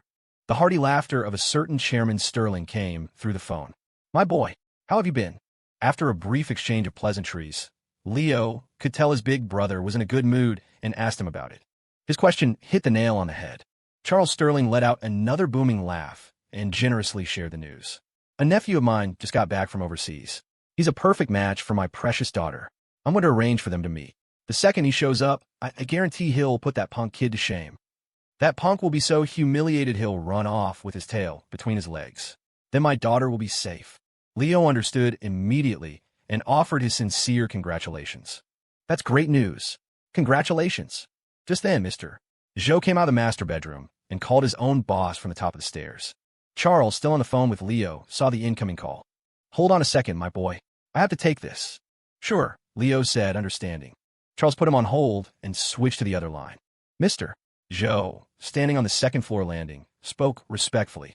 Mr. Sterling, I've arrived at the young Mrs. house. I delivered some things for her. I'll be heading back a little late tonight. His boss acknowledged, telling him not to rush and to stay the night, to keep an eye on his daughter and make sure that punk kid didn't try anything. It was a familiar routine. Mr. Joe calmly agreed. The call ended. Charles switched back to Leo. His hearty laugh echoed through the phone again. All right, my boy, where were we? Let's continue. Leo chuckled along. We were talking about your daughter finally getting rid of that punk. Neither Leo downstairs nor the bodyguard upstairs noticed the other's phone call. The only person who did was Mr. Chien, who had just come inside from arranging the plants. He had witnessed the entire, seamless exchange. He glanced at Leo on the phone, then at the bodyguard upstairs, who had just hung up. Finally, his eyes landed on the girl coming out of the upstairs bedroom. Mr. Chien's gaze darted between the three of them, his brow furrowing deeper and deeper. Then, as if he'd suddenly figured it out, a look of incredulous realization dawned on his face. When Leo finished his call and put his phone away, he turned and saw the strange expression on Mr. Chien's face. What's wrong, Mr. Chien? Mr. Chien thought for a moment, then said nonchalantly, Nothing. Just thought of something interesting. He reached out and clapped Leo warmly on the shoulder. Stay on good terms with that guy you were on the phone with. It could be very useful for you. Then, ignoring Leo's confused expression, Mr.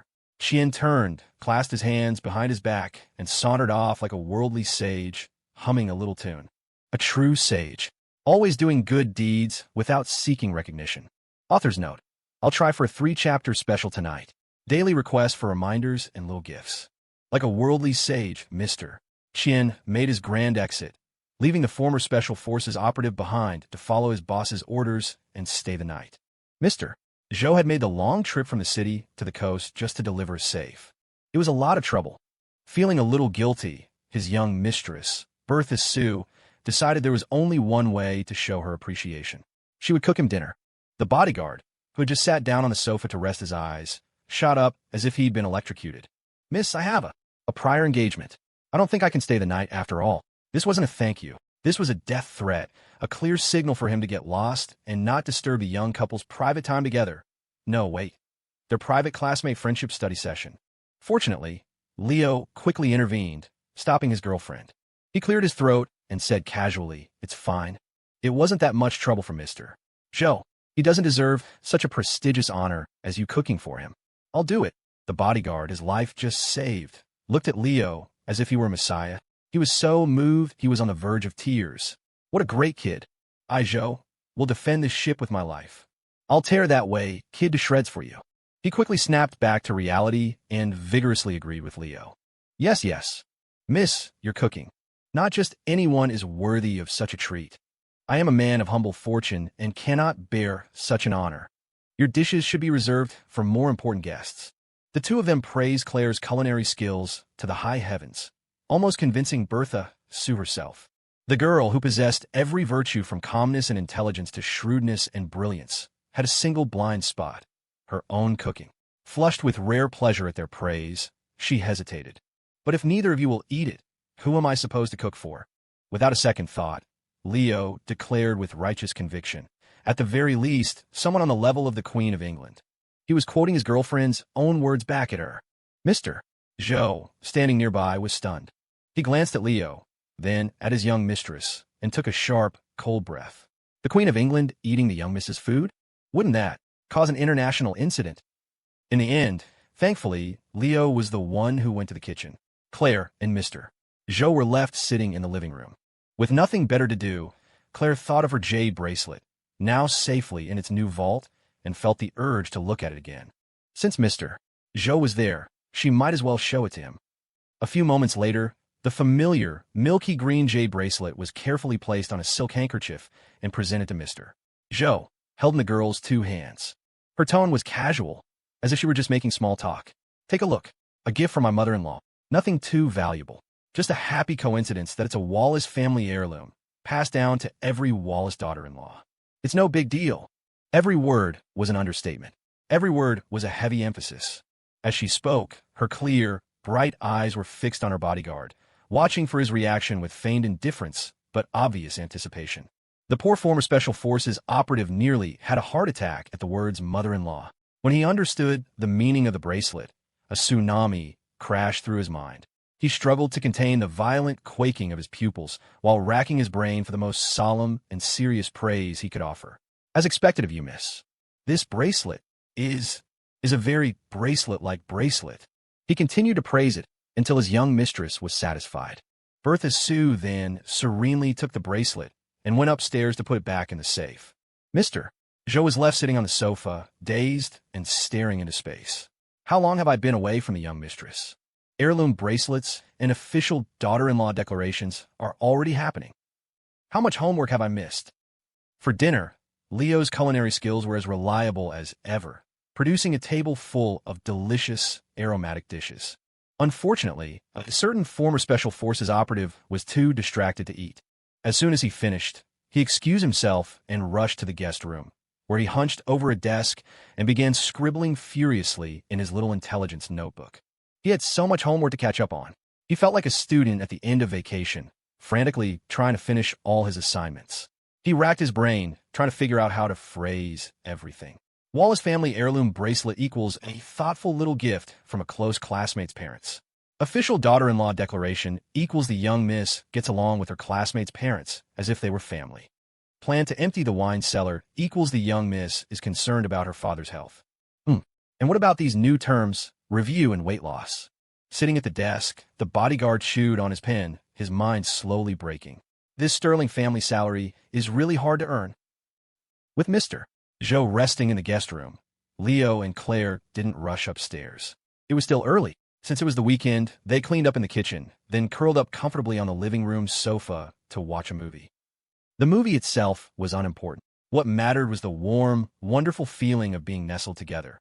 Holding his girlfriend's soft, fragrant body, Leo's mind began to wander. He was subconsciously still thinking about the browser game and the domain sale. It was nearly the end of February. That founder, Mr. Chung, was certainly playing it cool. In his arms, the girl sensed her boyfriend's distraction. She tilted her head up to look at him. What are you thinking about?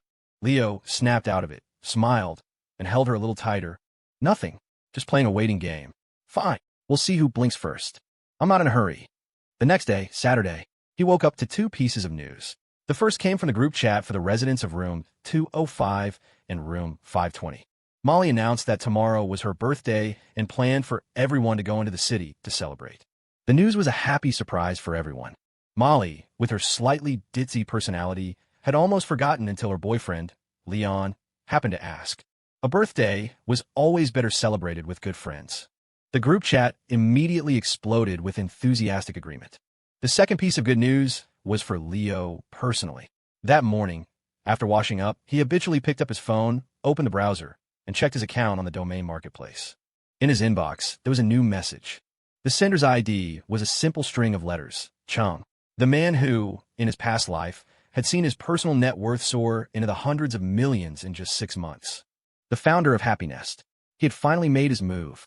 Author's note, the 3-chapter special, shyly asking for reminders and gifts. Early morning at the LNS house. The bathroom. Standing before the vanity mirror, Leo Wallace held his phone, took a deep breath, and opened his inbox on the domain marketplace's website. Just as he expected, a message from the user account Chung popped into view. The text was concise, just a few words. Price for Happy Nest 001. Straight to the point, no negotiation tactics whatsoever. Since it was the only domain Leo had listed, and he hadn't set a price, the buyer couldn't feign casual indifference or beat around the bush the way Leo had with that domain squatter. Of course, it wouldn't have mattered anyway. As someone who'd lived this life before, Leo knew exactly what the buyer was thinking long before the message ever arrived. A smile touched Leo's lips as he looked at the message. He quickly typed out a reply. You offer. Just as concise. 2 words. After all, this wasn't an AIM chat. The other party wouldn't see it instantly. It would take some time to get a response. But a weight had already lifted from Leo's shoulders. He was sure of it now. All I needed was for you to ask. Now that you have, you're not getting away. Just then, a slender, porcelain-white hand pushed the bathroom door open from the outside. Claire Sterling walked in, ready to start her morning routine. Seeing him standing in front of the sink with a goofy grin, she couldn't help but look puzzled, her eyes scanning her boyfriend from head to toe. What are you smiling about in the bathroom first thing in the morning? Leo snapped back to reality, put his phone away, and replied with a smile. Oh, nothing. Just thought of something that made me happy. Isn't it Molly's birthday soon? He added, tossing out a casual excuse. Naturally, his star student girlfriend wasn't convinced. Claire's suspicion only grew, and her beautiful eyes sized him up again. Is that so? Are you and Molly that close? Leo was in such a good mood that her skeptical tone didn't faze him in the slightest. Of course not. You and I are the closest people in the entire world. Before she could react, he wrapped an arm around her slim waist, pulled her close, and lowered his head to kiss her. It was so sudden. Claire didn't even have time to move. A soft gasp escaped her lips just as it sealed them. And then, naturally, she forgot all about her questions, her mind completely surrendering to the unexpected, passionate morning kiss. After a long moment, they parted. Claire was a little breathless, her chest rising and falling. A faint blush colored her cheeks as she shot him a look that was both annoyed and fond. You little wolf. So eager this early. I haven't even brushed my teeth yet. Having celebrated with a taste of his girlfriend's sweetness, Leo was feeling ecstatic. He answered with righteous indignation, It's fine. I brushed. My mouth is sweet. The young couple continued their intimate moment in the bathroom with the door wide open. And so, the scene was witnessed in its entirety by a certain former Special Forces operative who had just walked down the hallway. A new code phrase, is it? Understood. Unflappable as ever, Mr. Joe, who had seen it all, took out his little intelligence notebook. He began to write with swift, practice strokes. Debriefing. Miss Sterling and classmate, 1/5. Note, classmate's mouth is sweet. A short while later, the young couple and the middle-aged bachelor were sitting at the dining table downstairs, eating breakfast. Because of the message from that Mr. Chung, the founder of Happy Nest, Leo's good mood was still going strong. As they ate, he kept putting food into his girlfriend's bowl, doting on her endlessly. It made Claire a little curious. What was with this dummy today? So cheerful. Leo didn't explain, just offered a mysterious smile. I had a dream. I dreamt that the first step of my plan to get rich is about to succeed. As he spoke, he noticed a tiny grain of rice clinging to the corner of his girlfriend's mouth. You've got some rice on your lip. Before Claire could wipe it away, he had already volunteered his services. It's okay, I'll help you. The next second, he leaned forward. As the pupils of a certain former Special Forces operative across the table contracted in shock, Leo pressed a kiss to the corner of the young woman's lips. When he pulled back, the grain of rice was gone. The subject of the operation, Miss Sterling herself, was taken by surprise. When she came to her senses, she instinctively touched the corner of her mouth, then shot her boyfriend a look that was a mixture of exasperation and amusement. What are you doing? Mr. Joe is watching. It was true. Although they had long since stopped hiding their affection in front of the former operative, this was the first time Leo had been so brazenly forward with his public display of affection. Sitting across from them, Mr. Joe took a deep breath, and then another, his expression calm and composed. It's fine. I didn't see anything. Simultaneously, in his mind, he was already drafting the next entry for his little notebook. Miss Sterling had a grain of rice on her lip during breakfast. Classmate provided enthusiastic assistance. After breakfast, Leo and Claire made plans to go to a nearby mall to buy a birthday gift for Molly. They asked Mr. Joe if he wanted to come along, just to relax on the weekend. At first, the former operative thought it was a good idea. He figured he'd call his boss to report in. He stood up, walked into the living room, and dialed the number. He explained the plan to the man on the other end. Mr. Sterling was very understanding. No problem. It's the weekend. You should take a break. I'll just stay home, drink some tea, read the paper, that sort of thing. The first two sentences didn't raise any flags for Mr. Joe, but the last one triggered something. Mr. Joe froze for a second. Then he heard a rustling sound from the other end of the line, followed by Mr. Sterling's confused voice. Huh? Where did all the newspapers in the house go? A pause. Then Mr. Sterling's cheerful voice came through again. Oh well, I'll just go down to the newsstand and buy a few.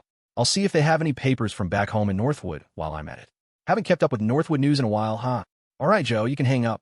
I'm heading downstairs. In an instant, the former Special Forces operative's eyes widened in sheer terror. His soul nearly left his body. He didn't even have time to say goodbye to the young couple behind him. He shot out the front door like an arrow released from a bow, phone still pressed to his ear, shouting frantically, Mr. Sterling, don't move. A small matter like this. Leave it to me. He burst out the door like an arrow. In less than 3 seconds, he had opened the car door, jumped in, grabbed the steering wheel, and slammed his foot on the gas. The black Maybach, barely awake, was already rocketing down the street, piloted by the Sterling family's driver. Inside, Leo and Claire walked to the doorway, watching the Maybach shrink into a tiny in the distance. They were both slightly stunned. A question mark appeared over Leo's head. He's gone? Just like that. Claire, who likely guessed the truth, remained composed and nodded calmly. Yeah, Mr. Joe probably misses Charles Sterling. He's very dedicated to his work. Leo's expression cleared with understanding. That's Mr. Joe for you. So professional, he said admiringly. Your dad is lucky to have an employee like him. The young woman nodded again, adding her own offhand comment. Mr. Joe is definitely Charles Sterling's greatest liability. Leo, who had been nodding along in agreement, froze at her last few words. Huh. He then watched as his girlfriend corrected herself without batting an eye. Slip of the tongue. I meant his greatest asset. With the third wheel gone, the couple's morning plans proceeded without a hitch. They got changed and ready to go, planning to head to a nearby mall to find a birthday gift for Molly. A short while later, they took a cab to the mall. Most of the shoppers were students from the nearby university campuses, taking a break on the weekend. But since most students were still sleeping in, the mall was relatively quiet, and business was slow. Leo and Claire held hands as they wandered through the mall, checking out a few specialty gift shops, but they didn't find anything suitable. While searching for Molly's gift, they passed a jewelry store. They decided to pop in for a look. The glass display cases were filled with a dazzling array of precious accessories. Necklaces, rings, earrings, and jade bracelets, all glittering and clearly expensive. Leo couldn't help but click his tongue as he looked at the price tags. It really is easy to get money from women. Claire, however, merely glanced over the items with a detached air. Not as good as the bracelet Mom gave me, she said calmly. Making such a comment inside the store was asking for trouble. But the store manager was experienced. The moment she saw Claire's stunning beauty and refined aura, she knew this was no ordinary customer, not someone her little shop could cater to. She didn't dare be careless. Hearing the young woman's assessment, she wasn't angry at all. Instead, she nodded repeatedly. Yes, of course. You have very high standards, miss. The ordinary pieces in our store probably aren't to your liking. Then, with genuine curiosity, she leaned in. Miss, are you not wearing the bracelet you mentioned? Could you let me have a look, just to broaden my horizons? Her words struck a chord with the young Miss Sterling. A smile appeared on her cool face, though she maintained a reserved tone. It's too valuable. I don't usually wear it out. This only increased the manager's respect. I see. You're right. The more valuable a jade bracelet is, the less you should risk wearing it casually. Do you have a picture? Even a picture would be a treat. The young woman nodded eagerly and started to reach for her phone. No problem. She was halfway there when Leo grabbed her arm and urgently dragged her away. No, we gotta go. Maybe next time. It was just a common jade bracelet. Without the halo of being a Wallace family heirloom, its actual value would probably put it in the mid-tier of the shop at best. Only a silly girl like Bertha Sue, obsessed with the idea of being the most glorious Wallace daughter-in-law, would treat it like a priceless treasure. After leaving the jewelry store, they wandered around the mall for a bit longer. When they came out of a women's clothing store, Claire shook her head, dissatisfied. These are all too formal. So stuffy. Molly wouldn't like any of them. While other girls loved cute clothes, skirts, or jewelry, Molly seemed naturally indifferent to such things. In her own eloquent words, I'm already pretty and cute enough on my own. I don't need other clothes or accessories to add points. Standing at the entrance of the store, Leo and Claire looked at each other. What did Molly like most? The answer was obvious: romance novels. An idea struck Leo. He looked at his girlfriend and suggested, "There's an old shopping street next door. I think there's a used bookstore." Claire's eyes lit up. "Let's go check it out." Leaving the mall, they went to the adjacent shopping street. The atmosphere immediately shifted from upscale to down-to-earth. The handmade trinkets at the small stalls were charming and fun. Of course, Leo and Claire had a clear goal. They went straight to the used bookstore. They browsed for a while and found a pleasant surprise: a collection of old-school romance novels from the 1990s. Seeing the delighted look on Claire's face as she pulled a whole stack of them from the shelf, Leo tried to be cautious. "Should we keep looking? These are pretty old. Will Molly really like them?" Claire paused and glanced at her boyfriend. "We're talking about Molly. She's a picky eater, but not a picky reader. If it's a novel, she'll read it."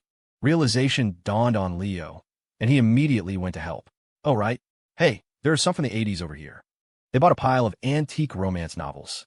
After paying, they were about to head home, satisfied with their purchase. As they walked toward the intersection, the chirping of birds came from a small shop on the side of the street. Leo followed the sound with his eyes. He saw a sign that read "The Feathered Friend" and several bird cages hanging by the entrance, filled with all sorts of birds. "Oh, they sell birds," he mused. But Claire's interest was piqued. "Let's go see." With that, she took Leo's hand and gracefully led him toward the shop. Upon entering the shop, they were met with a dazzling array of bird cages and various birds. Claire let go of Leo's hand and walked ahead, her interest captured by the rows of cages. Leo followed, asking curiously, "You like little birds?" He immediately realized that sounded wrong. "I mean, actual feathered birds," he quickly corrected. Claire turned back, giving her impure-minded boyfriend a look that was both amused and exasperated. "Yes, I used to have one when I was little. They're cute and can be very intelligent." She paused, then looked at him and raised an eyebrow. "Guess which kind is my favorite?" Leo stroked his chin. This clearly wasn't a dirty joke. What kind of bird would Bertha Sue like? Suddenly, inspiration struck. He recalled that magazine feature he'd read about the future CEO of Sterling Holdings. It had mentioned something on this topic. Her favorite bird was a parrot. Leo asked tentatively. Claire looked surprised, her eyes lingering on him for a moment. "How did you know?" Leo puffed out his chest and put his hands on his hips. "The connection between soulmates, obviously." Claire chuckled, accepting his answer with a nod. She then turned and walked toward a wall of cages on the other side of the shop. "That's right. I think parrots are smart, and they can talk. I didn't have many friends when I was little, so I thought having a parrot to chat with would be nice." Her casual words revealed a hint of the loneliness she must have felt as a child. Leo understood, and his heart ached for her. He thought for a moment and asked, "Didn't you have a childhood friend back then? You could have passed the time by using him as a punching bag." Claire nodded in agreement, a touch of regret in her voice. "He was quite useful. It's just that he needed a couple of days to recover every time I beat him up. Otherwise, the punching bag might have broken." The couple chatted as they walked over to the section with the parrots. A wide variety of them came into view. The knowledgeable Claire casually gave her boyfriend a quick lesson. "These are budgies, the most common kind in the country. You can usually get one for $50 to $100. These are cockatiels. They can whistle, but they're a bit dumb, not great at talking. Not as good as those lovebirds over there. They're pretty and not too expensive." It was an eye-opener for Leo. He never knew there were so many types of parrots. He also realized his girlfriend had really done her homework on the subject. "Should we buy one?" he suggested. Now that they had the L&S house, keeping a small parrot wouldn't be a problem. If they were busy with classes, they could ask their roommates or Mr. Chin to help look after it. Claire was clearly tempted. "Let's look a little more." She continued her careful inspection of the cages. Finally, she stopped in front of a cage in the corner. Leo leaned in for a look and was immediately impressed. The parrot in this cage was different from the others. It had beautiful gray-blue feathers, a round, chubby head, a pink beak, and a pair of pea-sized, sparkling black eyes. "This one's really cute," Leo exclaimed, despite not being a bird enthusiast. Claire nodded, her eyes shining. "This is a monk parakeet. They're smart and very social. This one's perfect." It was love at first sight for both of them. Without hesitation, they walked toward the counter at the back of the store to find the owner. When they reached the counter, they found him lazing in a reclining chair, a men's magazine covering his face. Leo did a double take. The scene was too familiar. He was tempted to step outside and check if the shop's full name was the gilded phoenix feathered friend. Fortunately, upon hearing their footsteps, the owner removed the magazine and sat up lazily. See something you like? With the magazine gone, the owner's face was revealed. It wasn't Mr. Chen. He was a man in his 30s or 40s with rugged features, a thick beard, and a free-spirited air. Hearing his question, Claire nodded. Yes. She pointed to the cage in the corner. That one. How much? The bearded owner looked in the direction she was pointing, blinked, and waved his hands dismissively. That one's no good. Pick another. They hadn't expected that response. Leo was taken aback. What's wrong with it? It looks cute, seems fine. The owner stood up with his swagger. You guys don't get it. The breed is fine, but this specific one has issues. As he spoke, he walked over to the cage and casually poked it. This one, it's stubborn, got a bad temper, doesn't listen to anyone. Other parrots learn 10, 20 phrases. This one only knows one. He motioned for Leo and Claire to come closer. Then, right in front of them, he spoke to the little parrot in the cage. Hello. The parrot's sparkling black eyes stared intently at the bearded human before it. Without a moment's hesitation, it squawked back loud and clear, my ass. Leo, question mark. Claire, question mark. The bearded owner turned to them, a dark expression on his face, and threw up his hands. See? That's all it knows. Whatever you say to it, that's the reply you get. He turned back to the parrot. Say handsome, my ass. Say beautiful, my ass. Its voice was loud and self-righteous. It even flapped its little wings, looking positively indignant. Leo couldn't help but chuckle. This parrot is quite the cynic. He was about to suggest they pick another one, but Claire's eyes were now fixed on the gray-blue monk parakeet, and they were shining brighter than ever. It's perfect, she said. We'll take it. The bearded owner tried to reason with her. Ma'am, you should really think about it. The other parrots in the store are smart, too. Here, I'll have them show you. He turned to the other cages and shouted, There's a beautiful lady here. Come on, showtime. The next second, the entire pet shop erupted. Every parrot in every cage began to squawk loudly. They got out to buy a birthday gift for Molly and ended up with a new member for the LNS house. Under the astonished gaze of the bearded shop owner, who looked at them as if they were divine beings, Leo and Claire paid for the round-headed monk parakeet. For its breed, the price wasn't steep, $200. According to the owner, this type of parrot usually went for over $500. But because this particular one was so stubborn and only knew its catchphrase, my ass, it had been impossible to sell. Finding a buyer was such a relief that he'd practically given it away. Claire gracefully accepted his explanation. Yes, this little guy and I were meant to be. She cast a cool glance at the small parrot in the cage. The gray-blue, pea-eyed bird shivered and immediately began to nod its head obediently. Right on, right on, right on. Leo and the shop owner watched, amazed and sighing. It wasn't fate. It was a strong survival instinct. After paying, the couple left with the birdcage. The bearded owner saw them to the door and even extended a heartfelt invitation to Claire. Miss, have you ever considered a career path? You make a great animal tamer. Outside the shopping street, the couple walked home. Leo carried the cage, peeking at the newly acquired gray-blue parrot. He stuck a finger inside, trying to tease it. Reasonable. The round-headed parrot in the cage unapologetically turned its head, dodging his touch. It then glared at the male human outside, lifted its head, and declared loudly, my ass. A moment later, Claire, hearing the commotion, turned her head and cast a cool gaze in their direction. My ass.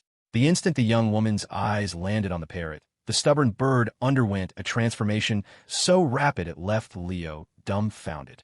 It went from defiant pride to fawning sycophancy in a single second. It was so sycophantic and eager to please, it was less like a bird and more like a puppy. Reasonable. Leo was speechless. He looked at the parrot with new eyes. What a flexible little creature. You've really maxed out your ability to suck up to the right person, haven't you? Claire, however, was quite pleased. The little guy is very obedient, she remarked. It's not obedience, Leo thought. It's the fear of death. His girlfriend turned to him, a playful eyebrow raised. This is the first pet we're raising together. Our relationship is about to level up. Feeling the pressure, Leo paused, then it hit him. She was right. The progression of a relationship went from holding hands to hugging to kissing, but there were so many more steps. Going on dates, living together, meeting the parents, each was a milestone. Raising a pet together was another one. It signified a deeper, more stable bond, strong enough to accommodate a new little member in their lives. It was a test of trust and responsibility. Subtly, it was also laying the groundwork for a future real new member. The thought sobered him. He had initially treated it as just buying a pet bird, but now he saw it for what it was, an important step in their relationship. He had to take it seriously to show his girlfriend that he was responsible and dependable. He looked at her, his expression as solemn as if he were taking an oath. "Don't worry, I will take full responsibility." His words made Claire freeze for a second before she burst out laughing, gently swatting him. "What are you talking about? It's not that serious." But he remained resolute. "It has to be serious. If I'm a good owner now, I'll be a good father later." His declaration almost sent his girlfriend into another fit of giggles. When she finally composed herself, her eyes settled on him, now filled with a seductive glint. The corners of her lips curved up. Someone's already thinking that far ahead, are they? Feeling a little awkward under her gaze, Leo scratched his head. "I was just saying, it is a bit far off, huh?" But in the next second, she reached out and gently pinched his nose, a radiant smile on her face. "Maybe not that far, and I believe you'll be a good father." They looked at each other and smiled, a warm and tender understanding passing between them. Inside the cage, the round-headed parrot muttered under its breath, "My ass." The sound was quiet, but not quiet enough to escape the sharp ears of a certain young woman. Claire looked at Leo, still smiling. "Of course, don't feel too much pressure. After all, we're just raising a pet, not a real child. If the pet isn't well-behaved." She paused, her tone light and casual. "We can just get rid of it." Her words were enough to make every feather on the round-headed parrot's body stand on end. It flapped its wings frantically, flying wildly around the cage, screeching in terror. "Easy to raise. Easy to raise. Easy to raise. I'm good. I'm good. I'm good." Leo was stunned. He stared at the parrot, as if it were some mythical creature. "Holy shit, this little guy has a huge vocabulary. You mean you were faking it this whole time?" Back at the LNS house, Leo looked around and hung the birdcage on a coat rack in the living room, a temporary home for their new member, Reasonable. It was almost noon, time for lunch. Leo was about to head into the kitchen to cook and ask Claire to feed Reasonable some of the birdseed they just bought. Claire readily agreed, but then a new idea seemed to strike her. Besides birdseed, parrots can eat other things, right? It's his first day home. Maybe I should cook something for him myself. On the coat rack, the round-headed parrot in the cage heard its female owner's declaration and immediately burst into sycophantic praise. "So capable, so capable, so capable. I'll eat, I'll eat, I'll eat." Leo stared at the suicidal creature. This thing is really willing to die for a compliment. Kevin Zhao has finally met his match. He was about to talk some sense into it, but then he remembered how the parrot had treated him differently. Suddenly, he had a change of heart. He turned to his girlfriend with a supportive smile. "Okay, you cook for it. A bird has to learn from its mistakes." Leo was busy in the kitchen, and soon, the tempting aroma of food wafted out, filling the living room. The round-headed parrot in the cage grew restless, flapping its wings and pressing its head against the bars, trying to peek into the kitchen. When Leo started bringing out plates of delicious-looking dishes, the parrot's pea-sized eyes grew wider. For the first time in its life, it felt the urge to drool. Leo looked over, smiled, and walked toward the cage with a plate. "Smell good." Reasonable immediately turned its head away, full of haughty disdain. "My ass." Leo wasn't offended. He just nodded calmly. "Fine. You just wait for your portion then." He turned and carried the plate back to the table, under the parrot's longing gaze. Reasonable couldn't help but swallow. But when it saw the human's eyes glance its way again, it puffed out its chest, adopting a proud posture. "I don't accept handouts. I am a noble monk parakeet, and I only recognize the female master of this house. Her food will be just as delicious." The next moment, the kitchen door opened, and a certain young woman emerged with a plate. The round-headed parrot, seeing its mistress, began to flap its wings wildly, hopping up and down in excitement, squawking praises. "So capable, so capable, so capable. Good woman, good woman, good woman." Its vocabulary was on full display. Hearing the compliments from her new pet, Claire couldn't help but smile. She walked over with the plate. "Don't be impatient. I'll feed you now." She approached the cage and held the plate up, her mood cheerful. "Here you go. Have a taste." The gray-blue parrot eagerly came forward, its eyes full of excited anticipation as it looked at the plate. And then, Reasonable froze. On the plate was a colorful blackness. Leo walked over to take a look at his girlfriend's creation. Even though he was mentally prepared, he still couldn't help but suck in a sharp breath. "What is this supposed to be?" Claire's expression was calm, her tone matter-of-fact. "Soybeans, bok choy, and spinach." All things parrots can eat. Good for them. Soybeans, bok choy, and spinach. Familiar ingredients. Leo scanned the plate carefully, but for the life of him, he couldn't find anything that matched his girlfriend's description. It was just a swath of colorful blackness. The round-headed parrot in the cage finally snapped out of its shocked daze. In the next second, it recoiled so fast it almost did a backflip, creating distance. Then it began to fly around the cage in a panic. "Let me out! Let me out! Let me out!" This attitude did not please the mistress of the house. The young woman's brows furrowed slightly as she looked at the new family member. "You're not going to eat?" After a recent string of high praise from her boyfriend and Mr. Joe, Miss Sterling's perception of her own culinary skills had risen to a level she believed was fit only for a queen. She had been kind enough to show off her skills for the new pet, and this was the thanks she got. Her eyes narrowed, a cold glint flashing within them. The panicking parrot suddenly shivered and dropped from midair. It met the young woman's gaze, trembled, and slowly waddled forward. It glanced fearfully at the plate, then looked pleadingly at its mistress, and then at the male human standing beside her, who was clearly enjoying the show. Leo pretended not to notice and turned his head away. The rules of the LNS house: never criticize the mistress's cooking. With no hope of rescue, the round-headed parrot gave up. It looked at the food on the plate with the tragic resolve of a martyr, leaned forward, and took a tiny peck. A small, black, soybean-like morsel went down. The next second, the parrot's pea-sized eyes went wide. Its entire body went rigid, and it fell to the floor of the cage with a thud. Leo and Clare, who were observing from the side, were both stunned. "Was it that good?" Clare wondered aloud. Leo gasped. "Call 911. Thankfully, a moment later, the parrot's eyes shot open. It flapped its wings, soared into the air, and promptly spat out the black bean. Then it flew around the cage like a mad thing, screeching in terror. "Death! Death! Death!" Claire was speechless. Leo let out a sigh of relief. He put his arm around his girlfriend's waist and gave her a reassuring kiss on the cheek. "It's a bird. It doesn't have the good fortune to appreciate true culinary art. You should wait for the Queen of England to visit before you cook again." In the end, Reasonable was given some normal birdseed. The young couple sat down at the table to eat. After the meal, Leo went to the kitchen to do the dishes. Claire was about to join him, but she had another idea. She left the kitchen and went back to the living room to have a serious discussion with a new family member. "Is my cooking really that unappreciated?"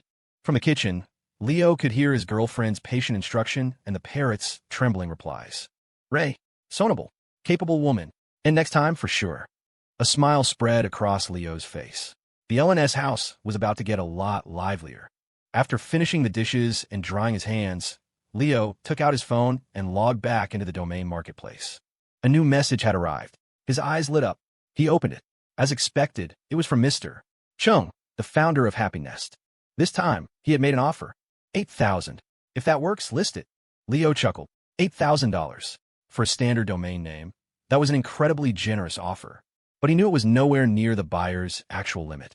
The lowball offer was just an attempt to hide how badly he needed this specific domain. Too bad. As someone who had lived this life before, Leo could see right through him. He quickly typed out a reply. 2 words. Too low. In his past life, Leo had read an expose about the founder of Happy Nest. The article detailed how he had acquired the Happy Nest 001 domain. It mentioned that while the founder, Mr.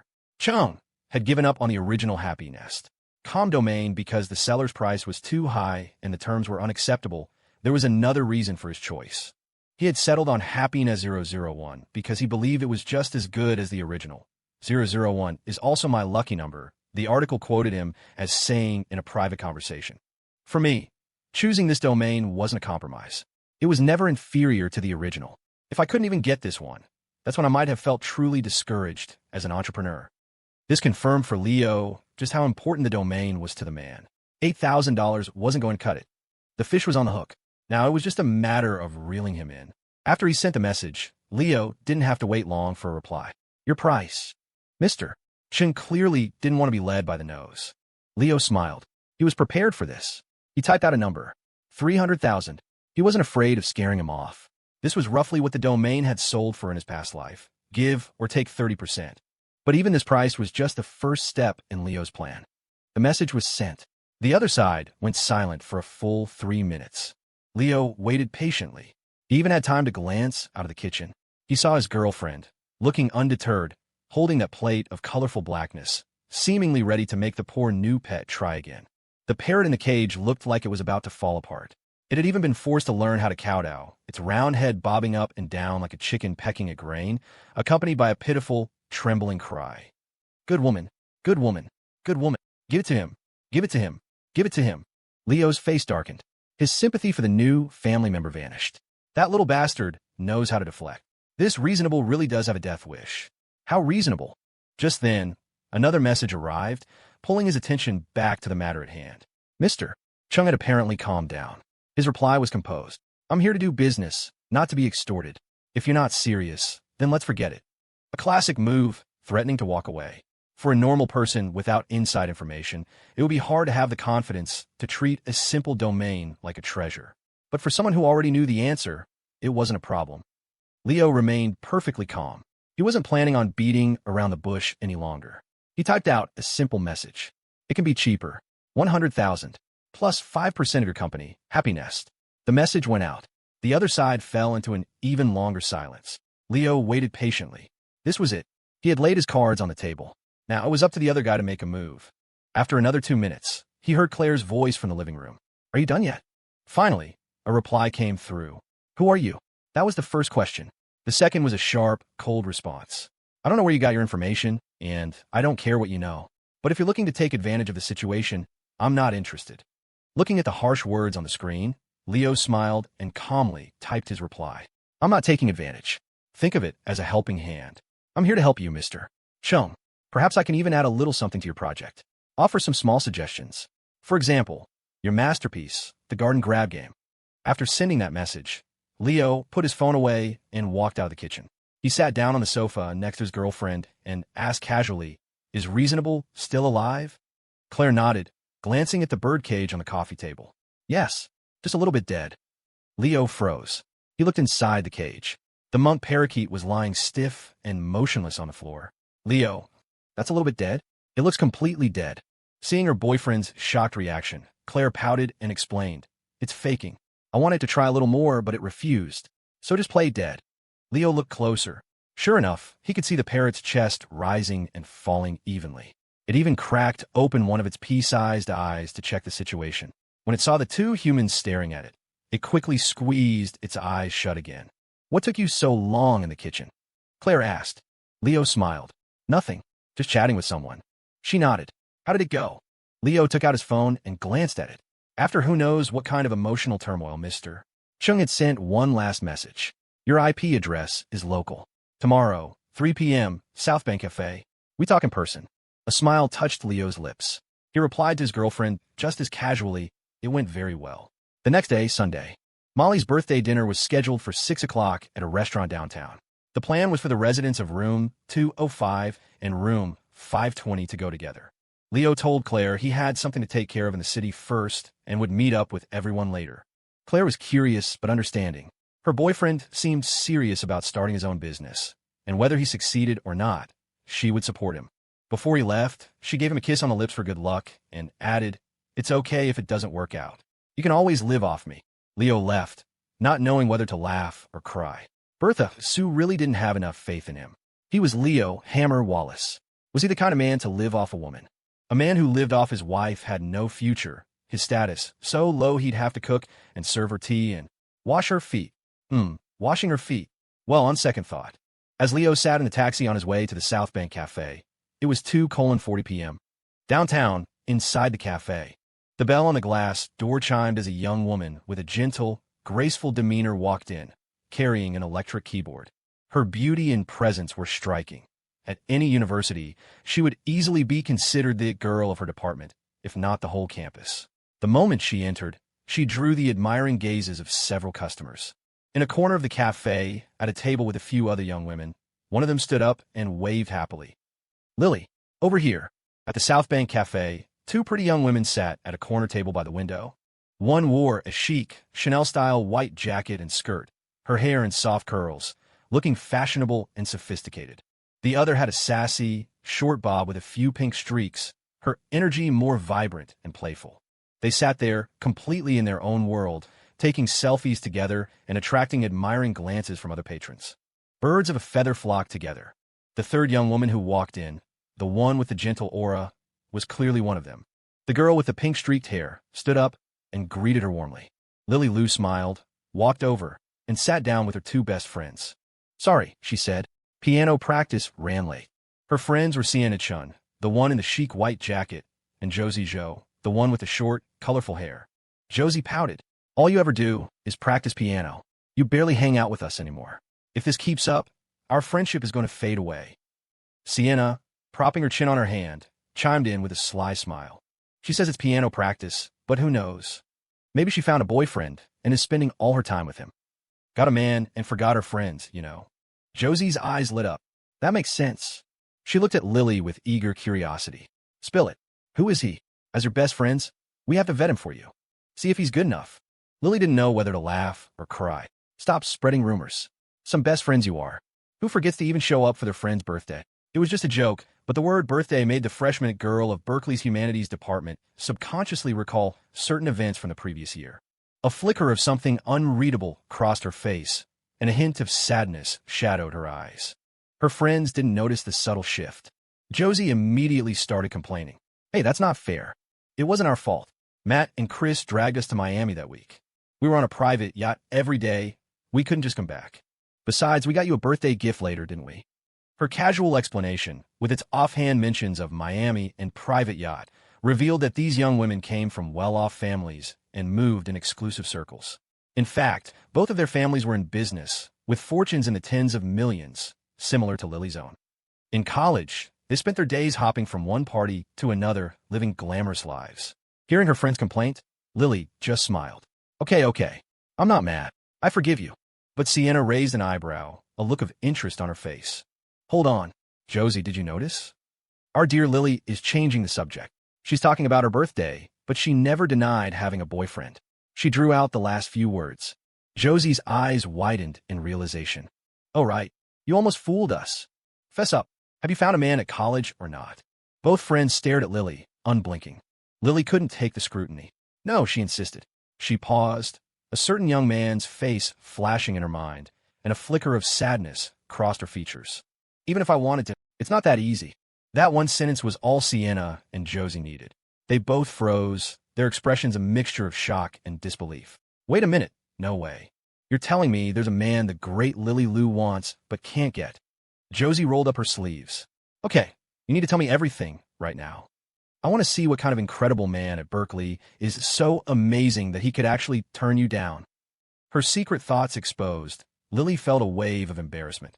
She waved her hands, trying to appear calm. "It's nothing. I was just talking. Don't jump to conclusions." It was at that exact moment that Leo, having arrived by taxi, walked in. The bell on the glass door chimed. Lily instinctively looked up at the sound. The moment she saw the familiar figure of the young man, her face registered pure, disbelieving shock. She almost jumped out of her seat, a soft gasp escaping her lips. "El Leo." Sienna and Josie were startled by their friend's sudden, dramatic reaction. They followed her gaze and saw the young man who had just entered. Both of their eyes lit up. "Hey, he's kind of cute. Who's that, Lily? Do you know him?" Sienna put together first, her eyes widening. "Don't tell me. That's the guy you're after but couldn't get?" The three young women were seated in a corner by the window. Lily's soft exclamation hadn't been loud enough for Leo to hear as he entered.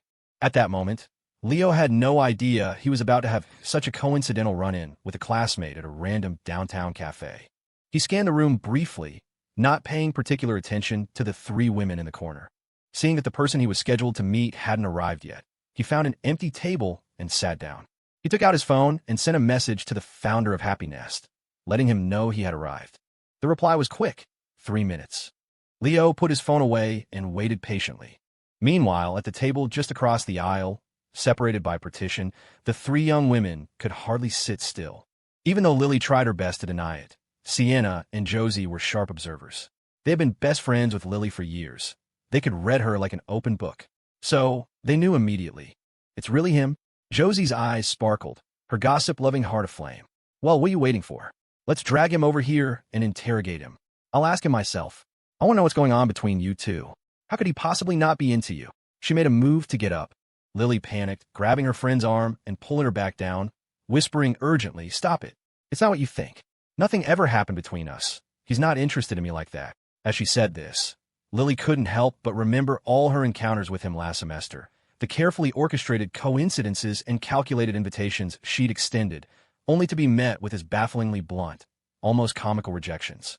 She subconsciously glanced down at her outfit, a long dress, a thick, tailored trench coat, and heeled leather boots, and smiled wryly. By his standards, this probably still wasn't good enough to qualify her as a meal buddy.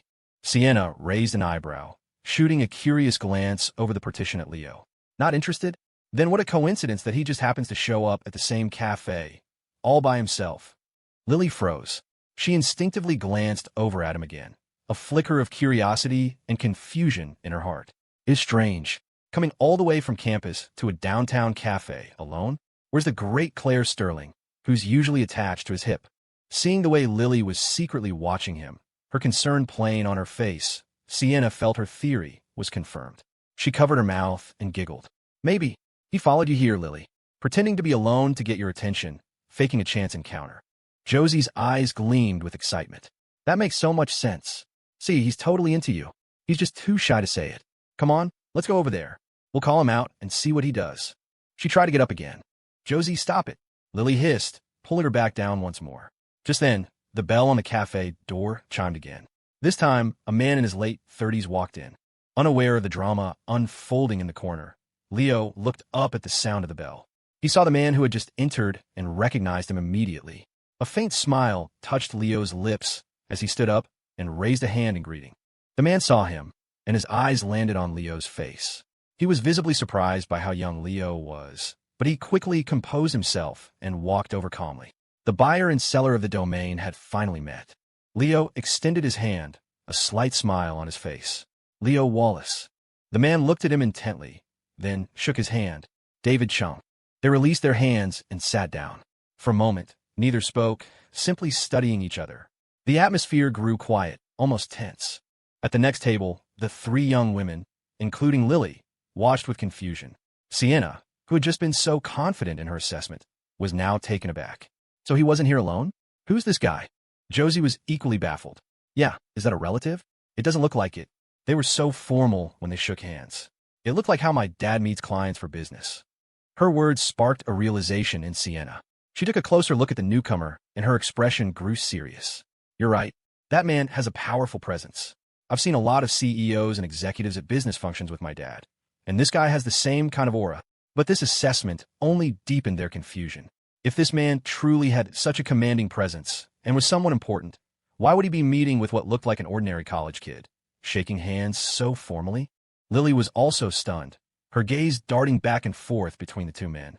Finally, her eyes settled on Leo, her curiosity growing by the second. What on earth is he doing here today? As the young women watched, Leo was observing the client sitting across from him, comparing the man in person to the information he already had. David Chung, founder of Happy Nest, born in 1972, making him 36 now. He had worked at the National Institute of Nuclear Research, then joined SENA as a senior engineer, director of new products, and deputy general manager of wireless technology. Last year, he was promoted to acting CTO before officially resigning in February of this year to start Happy Nest. In the coming years, he would propel Happy Nest to become the #1 social networking site in the country. He would be named Entrepreneur of the Year, one of the 10 great talents of the nation, a top tech leader. The list of accolades was endless. But right now, the man sitting across from Leo was just an ordinary-looking man with a neat buzz cut, black-framed glasses, and a casual button-down shirt. Only his aura hinted at a quiet authority, a subtle pressure. No one would guess the immense success he was about to achieve. A small smile played on Leo's lips. To him, this man was the first major, big-ticket target on his entrepreneurial blueprint. As Leo was sizing up David Chung was doing the same to him. As Leo and David Chung began their conversation, the young women at the next table strained to listen in. They couldn't make out the specific words, only watched the expressions and mouth movements, trying to guess what was being said. That man looks so serious, Josie whispered. Is he lecturing your old flame, Lily? Maybe he's a professor or something. The term old flame made Lily flustered. Don't be ridiculous. We're just classmates, friends. But she couldn't help glancing over at Leo, a hesitant look on her face. That man, I don't think he's a professor at our school. I've never seen him before. Sienna, however, had already made up her mind. Whoever he is, he looks pretty angry. A mischievous smile played on her lips. Your ordinary friend probably messed up and got himself into trouble. Hearing Leo's new offer, David Chung almost laughed out of sheer anger. He had come prepared, suspecting the kid might have some inside information and would try to demand high price. But he never imagined he would be this audacious, this arrogant. 300,000 plus 8% of the company? Kid, are you underestimating me or overestimating yourself? You think you can extort me, David Chung? Well, this deal is off. You can let that domain of yours rot in your hands. I'm done here. He even made a move to stand up and leave. But Leo remained calm and unhurried. Don't be so quick, Mr. Chung.